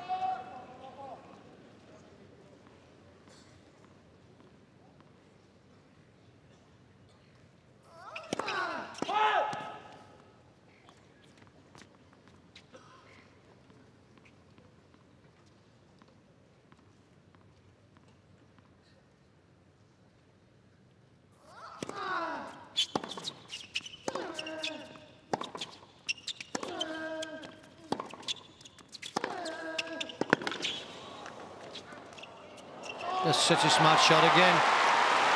Second time successful. I mean, how difficult it is, guys, that if you're playing for like 4 hours and 15 minutes and you still try to find a solution every time to be smarter than your opponent. You try to outsmart it continuously. Obviously, some things worked in the first or the second set or the third or the fourth, but not all the time. They have to change. They have to be so flexible.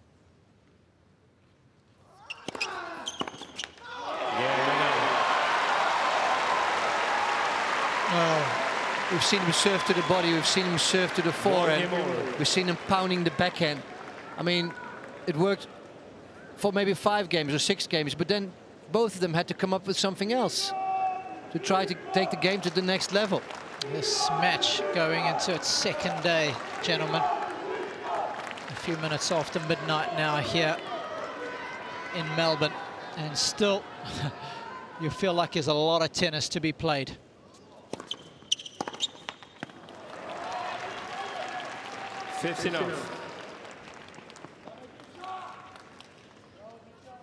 That's the first really free point that anyone's given to each other in the opening part of this final set. 22 minutes into it.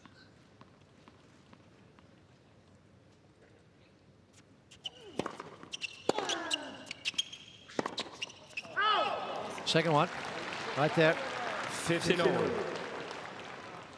That's actually interesting, eh? One player is going great, the other one is going even a little bit better. One is missing, the other one is missing. That's what has kept this game so imbalanced. They match each other's level.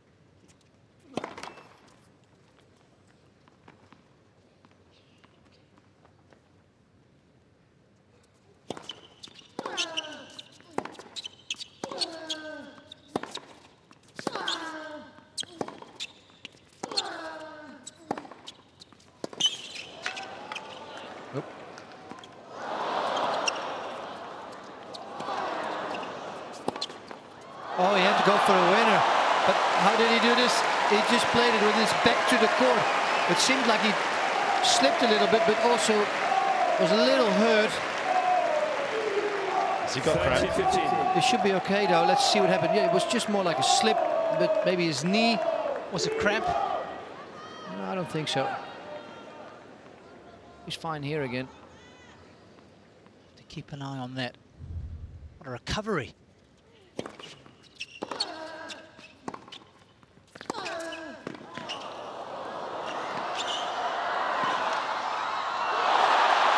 This guy is absolutely mainline at the moment.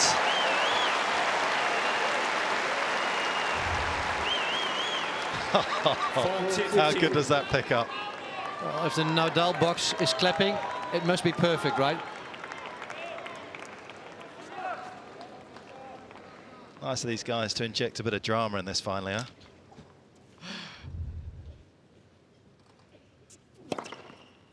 Grigor Dimitrov.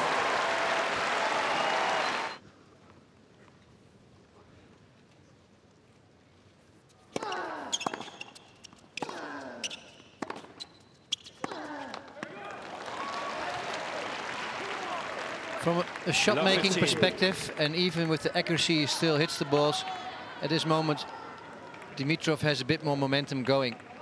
But Nadal is Nadal, and he's the best fighter.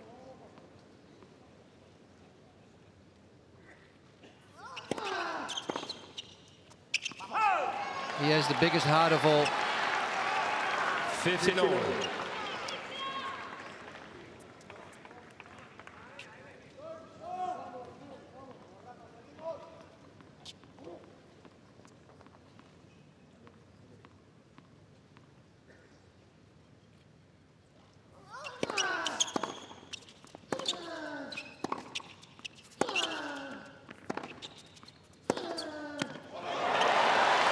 That was magnificent. 30-15. Great court position.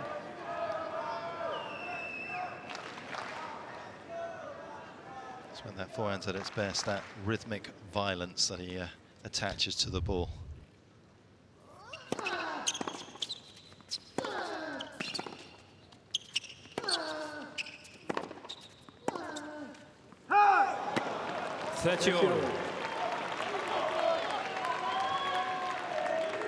Done really well hitting that backhand at times up the middle of the court just to neutralise things, not giving Rafa angles to work with. You can see the Spaniard trying to make something happen there.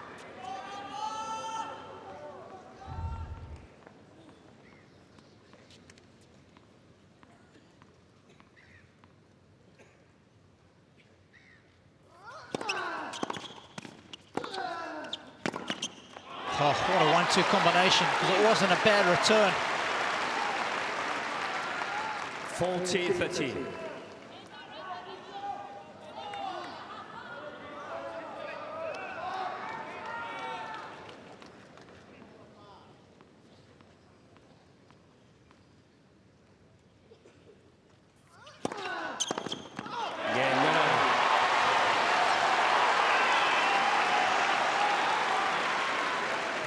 mentally, this guy is a fortress.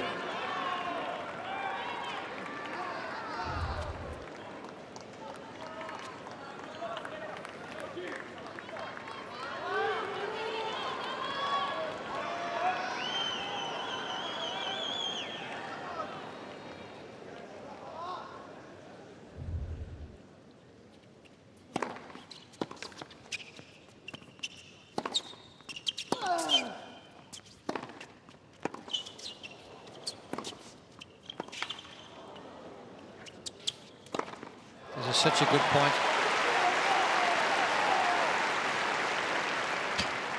It's incredibly good.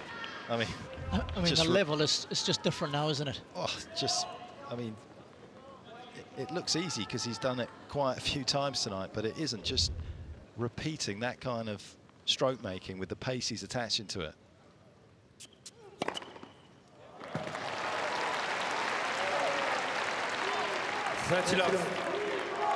You always want to see great players going at it, playing well at the same time.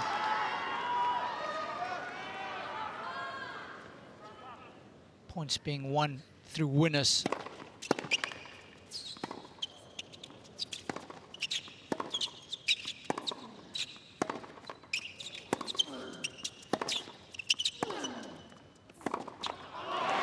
What I like so much about these kind of matches is, you know, we have probably like 50 papers in front of us and all kinds of statistics. You can kind of throw them out of the window. It's just a man against man battle. Survival of the strongest here.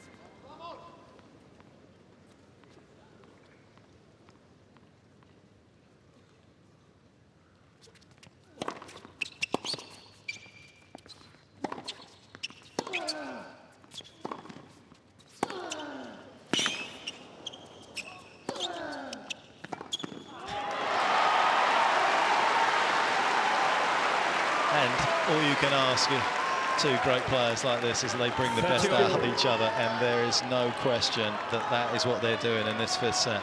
Rafa has rediscovered the forehand. He's punched a couple of big ones down the line here, but look at this athleticism. Play for 4.5 hours.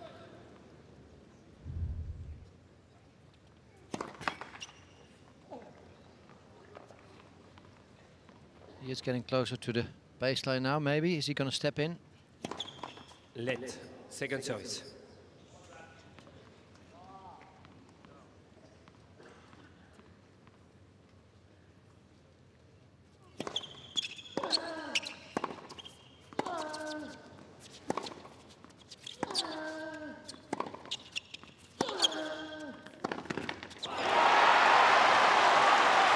Well, Rafa is putting the pressure on. He had a great return, but then Dimitrov came back with a really deep ball. Ended up being another tough rally. And Grigor was going for too much at this one. Well, he's had several break point opportunities already in this fifth set.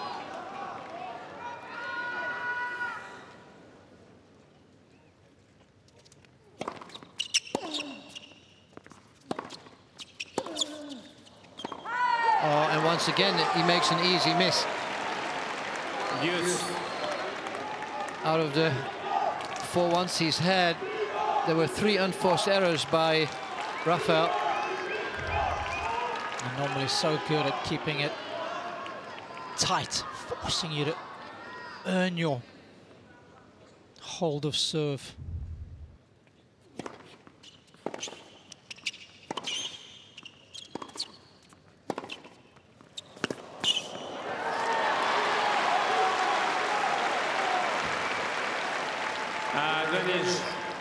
Dimitrov. Well, I want to say this is a remarkably accurate forehand, but for 4.5 hours virtually, I've seen it time and time again. It's almost routine. It's anything but routine, though.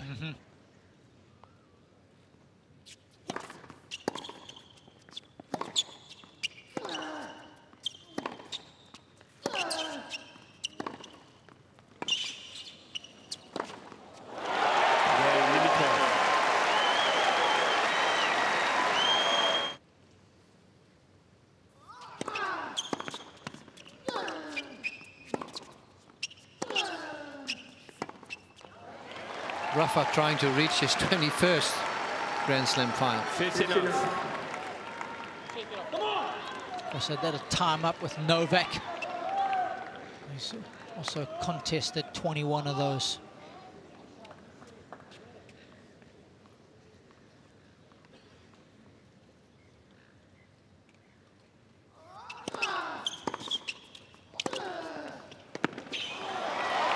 Well, Nadal only has won here once at the Australian Open, but he already has made his Grand Slam his second most successful slam.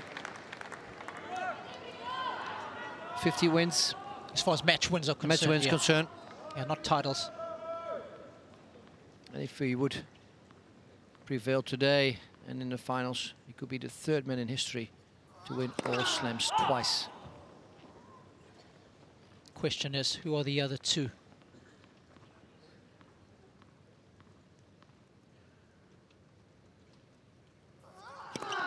Let. Second service.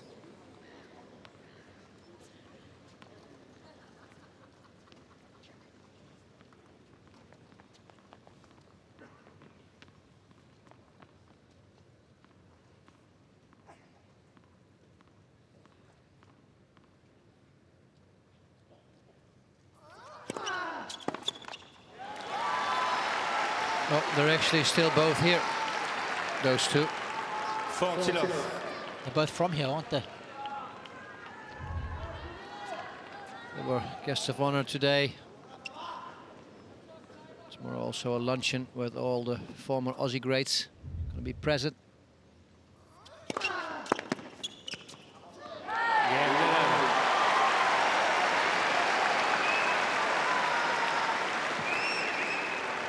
Three games over. It's the only other two to achieve that feat are Rod Laver and Roy Emerson.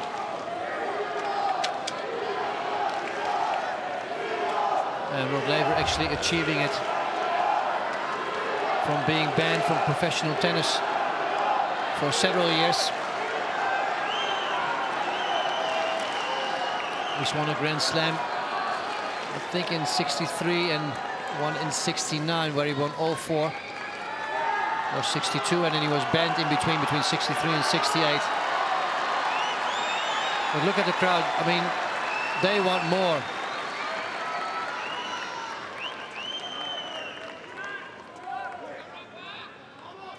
It's been good stuff. 3-all, fifth set.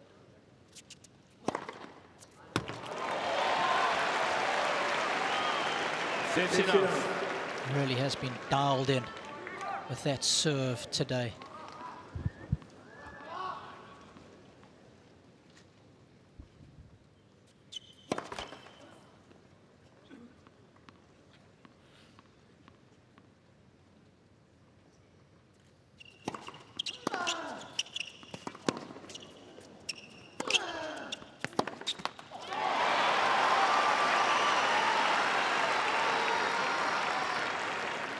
I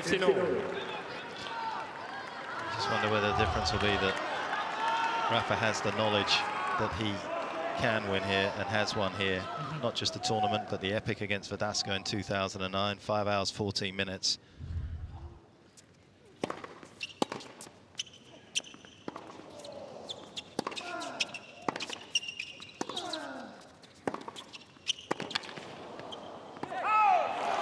Whether that mental knowledge is enough to see him over the finishing line, because real sense that Dimitrov's tennis is still at this stage marginally better. Let's not forget about the follow-up to that Verdasco epic. He beats Federer in the finals. That one going the distance too. But having said that, Verdasco hit 95 winners in that match back in 2009. I know he got the win over Rafa last year here by blasting 90 past him, but he had 95, still lost the match. And Dimitrov again being the aggressor tonight, 72 winners. But it still may not be enough.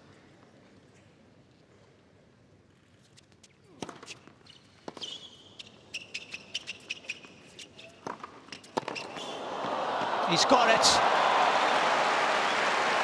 But Dimitrov knows it's coming back. He knows it's coming back. But you know what it's like. You cannot switch off for a second, can you? No, you can't. I mean, he is like such a big forehand there. Nadal even knows where it's coming. And Dimitrov knows he has to follow up. What about understanding patterns of play?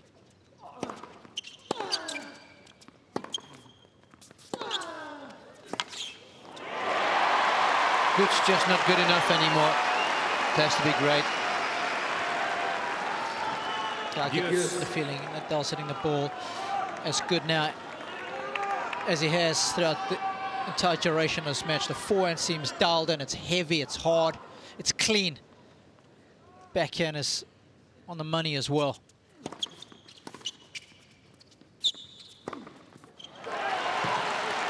Well, again, it's Nadal that's having to actually come out of his comfort zone. He's changed his return position there, and he actually guessed. You could see him just at the top of your picture there. He thought the big serve down the tee was coming. And it actually wasn't a great serve out wide, but it was because of the other great serving, he got his reward.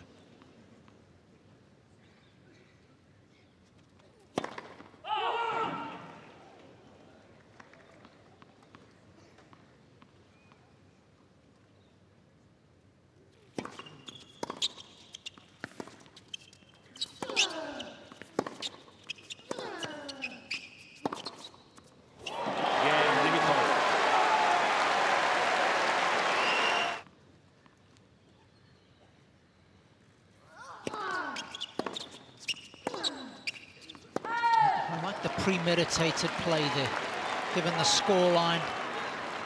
Love 15. He ran around only 2 or 3 steps, but it sends out a message, doesn't it? Intense.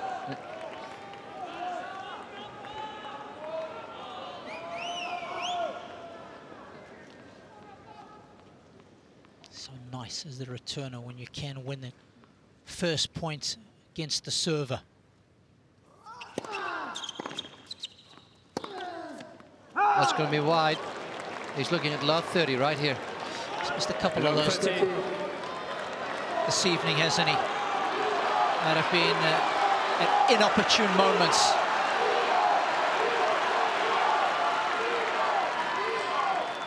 This is a half chance for the Bulgarian, to say the least.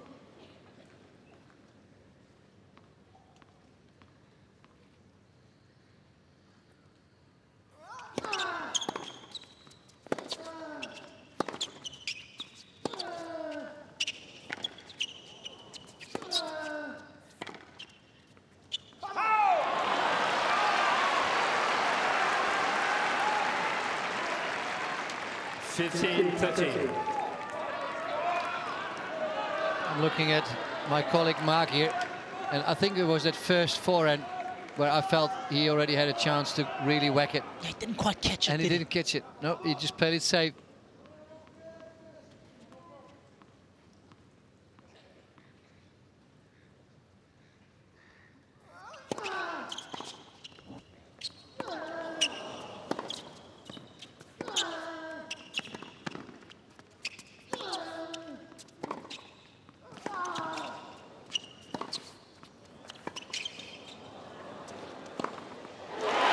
Some backhands right out of the top drawer.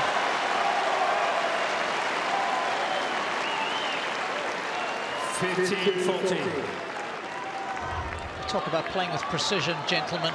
Well, Nadal is doing everything to make it so as difficult as possible, but he just keeps producing. Slice backhand right in the corner, overhead. You know, I mean, like it's nothing. He just puts it away. Good smash. He's given him 2 break points.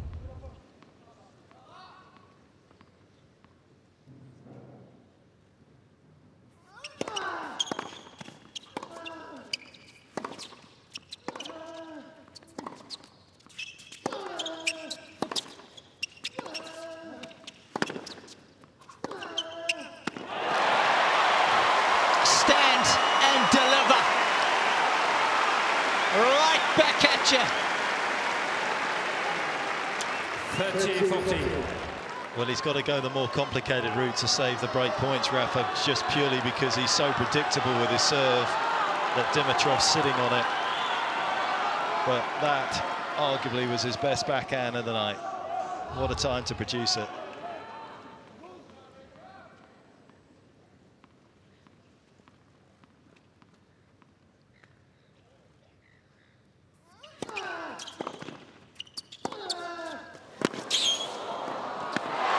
Guys, we're witnessing this, and so are you at home watching this game.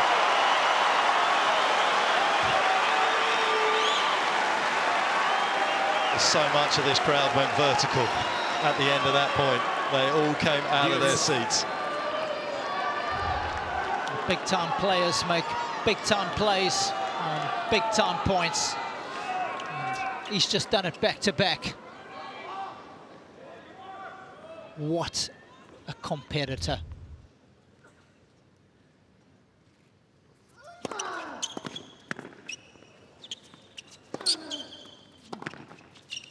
There he is again.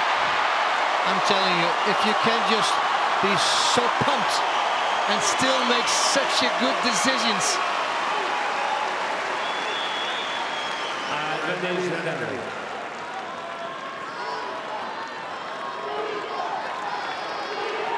24 out of 27 times he came to the net, he won the point.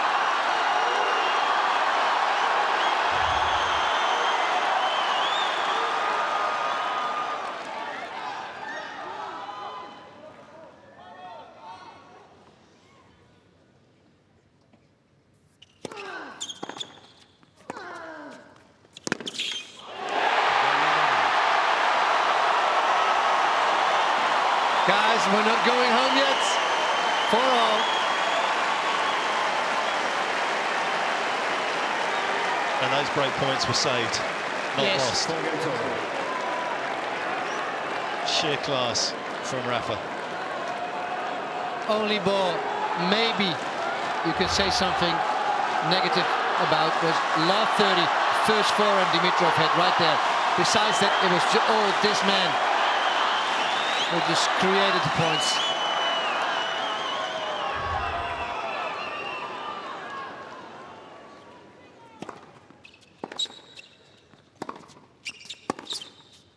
Yeah, it's inside.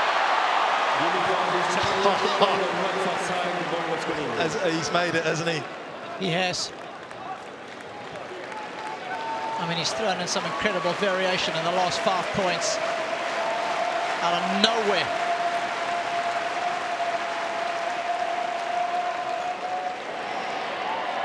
Oh, yeah.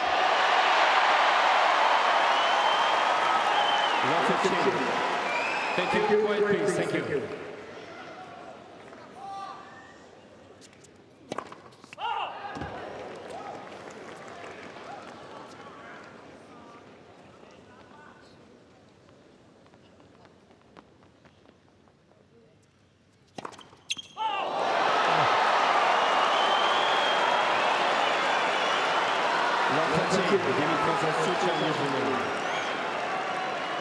Is he still thinking about the previous game?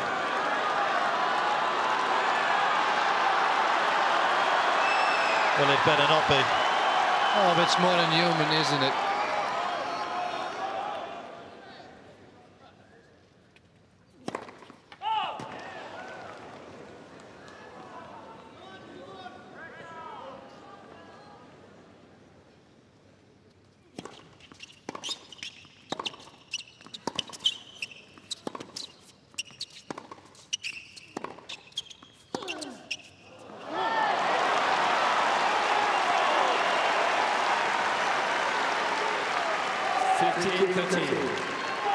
Where did this miss come from? Nadal has been playing so well the last 8-9 points, so aggressively, not holding back, and then he wants to play a loopy forehand and he misses.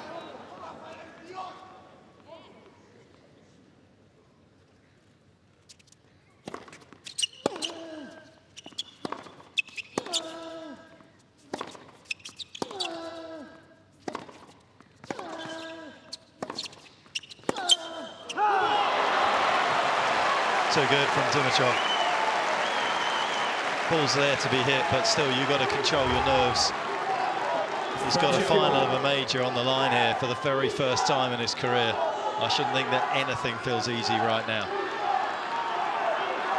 The fire still burning bright. I really don't think he's thinking about that much. I think it's just a battle against the guy on the other side of the net.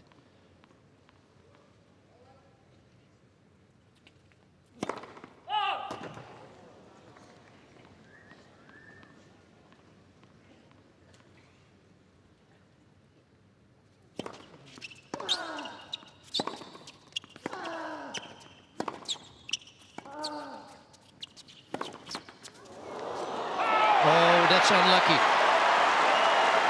Because of the amount of rotation, the ball, after it hit the net, went so high and just long.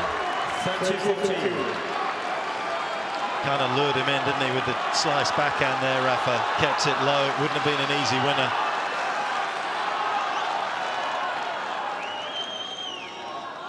Break point number 5 in this 5th set.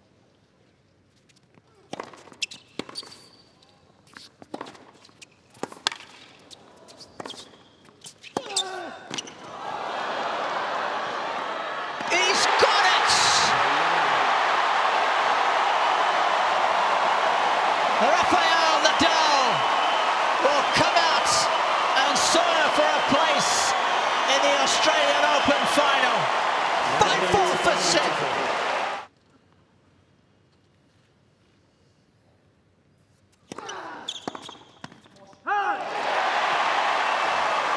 Just a very quick question, boys. It's well after midnight. Is Roger watching?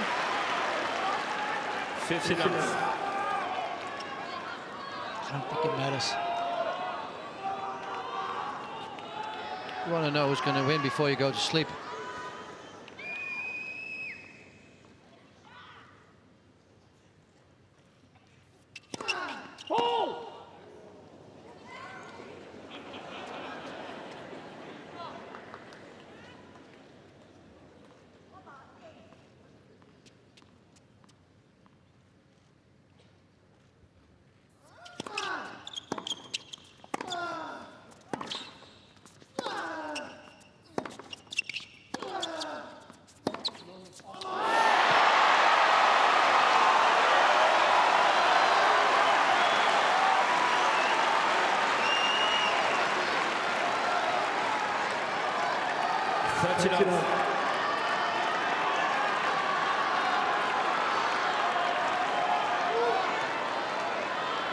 Relentless.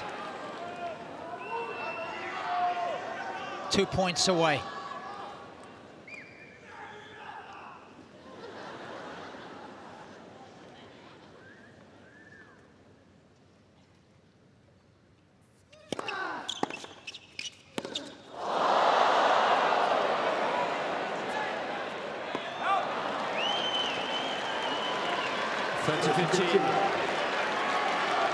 Done such an amazing job over the match, finding Rafa's backhand off the return. I mean, it's not an easy thing to achieve. He's created his chances. He's had 16 break points.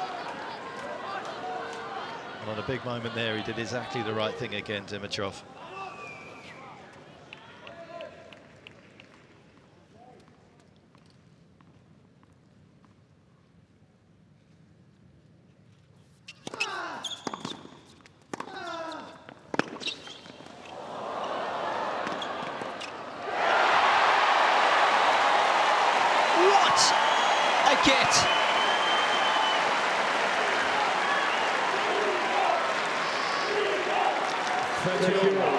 It's Dimitrov with some magic this time.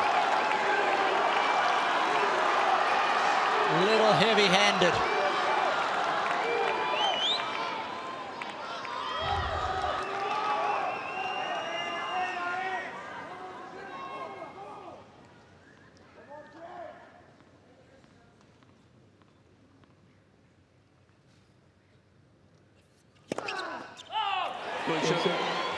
Oh, no way. Correction. On the left service line, ball was calling. So that actually meant that the umpire overruled the linesman. And now it has to be a challenge for Dimitrov.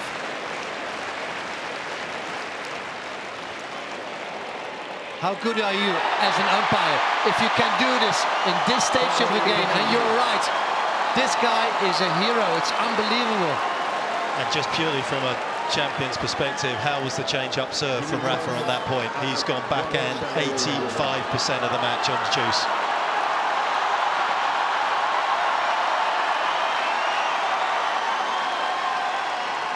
After 4 hours and 53 minutes of high-octane tennis, Nadal has finally arrived at match point.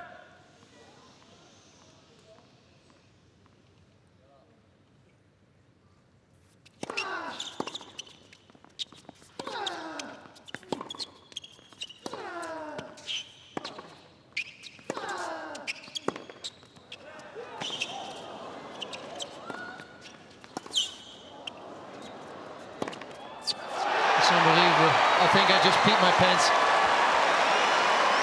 This is just such unbelievable tennis. Yes. That is quite astonishing.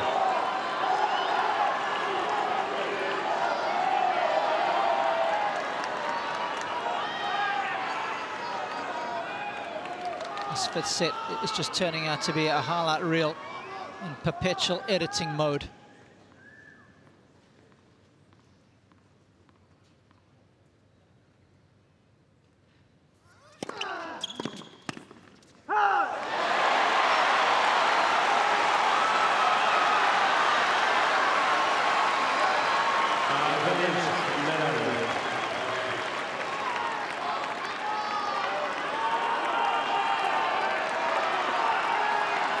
Choices to make here.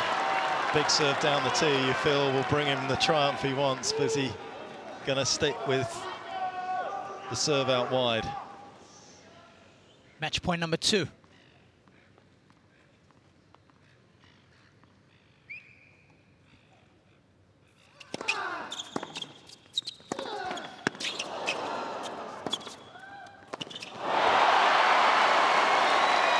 Lady Luck intervenes, and he is not ready to go away just yet, gentlemen.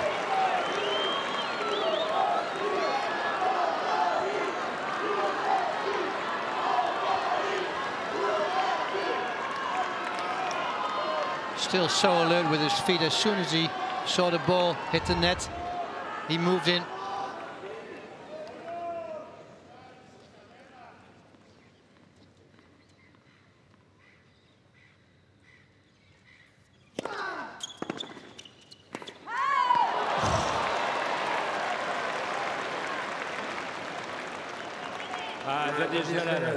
Once again, there's the change-up serve, proving so effective.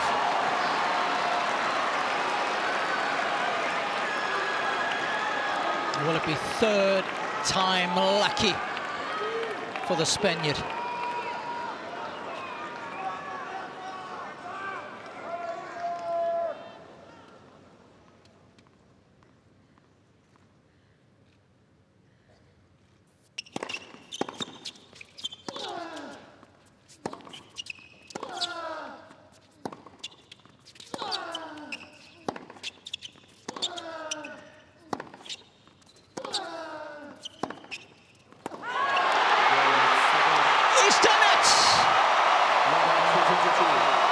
Rafael Nadal is through to his 4th Australian Open final, and it has been an absolute epic against Grigor Dimitrov. Two gladiators leaving everything out there, but once again Nadal finds a way to win in 5 sets, 6-3, 5-7, 7-6, 6-7, 6-4. Here's into the men's singles final of the Australian Open Tennis Championship.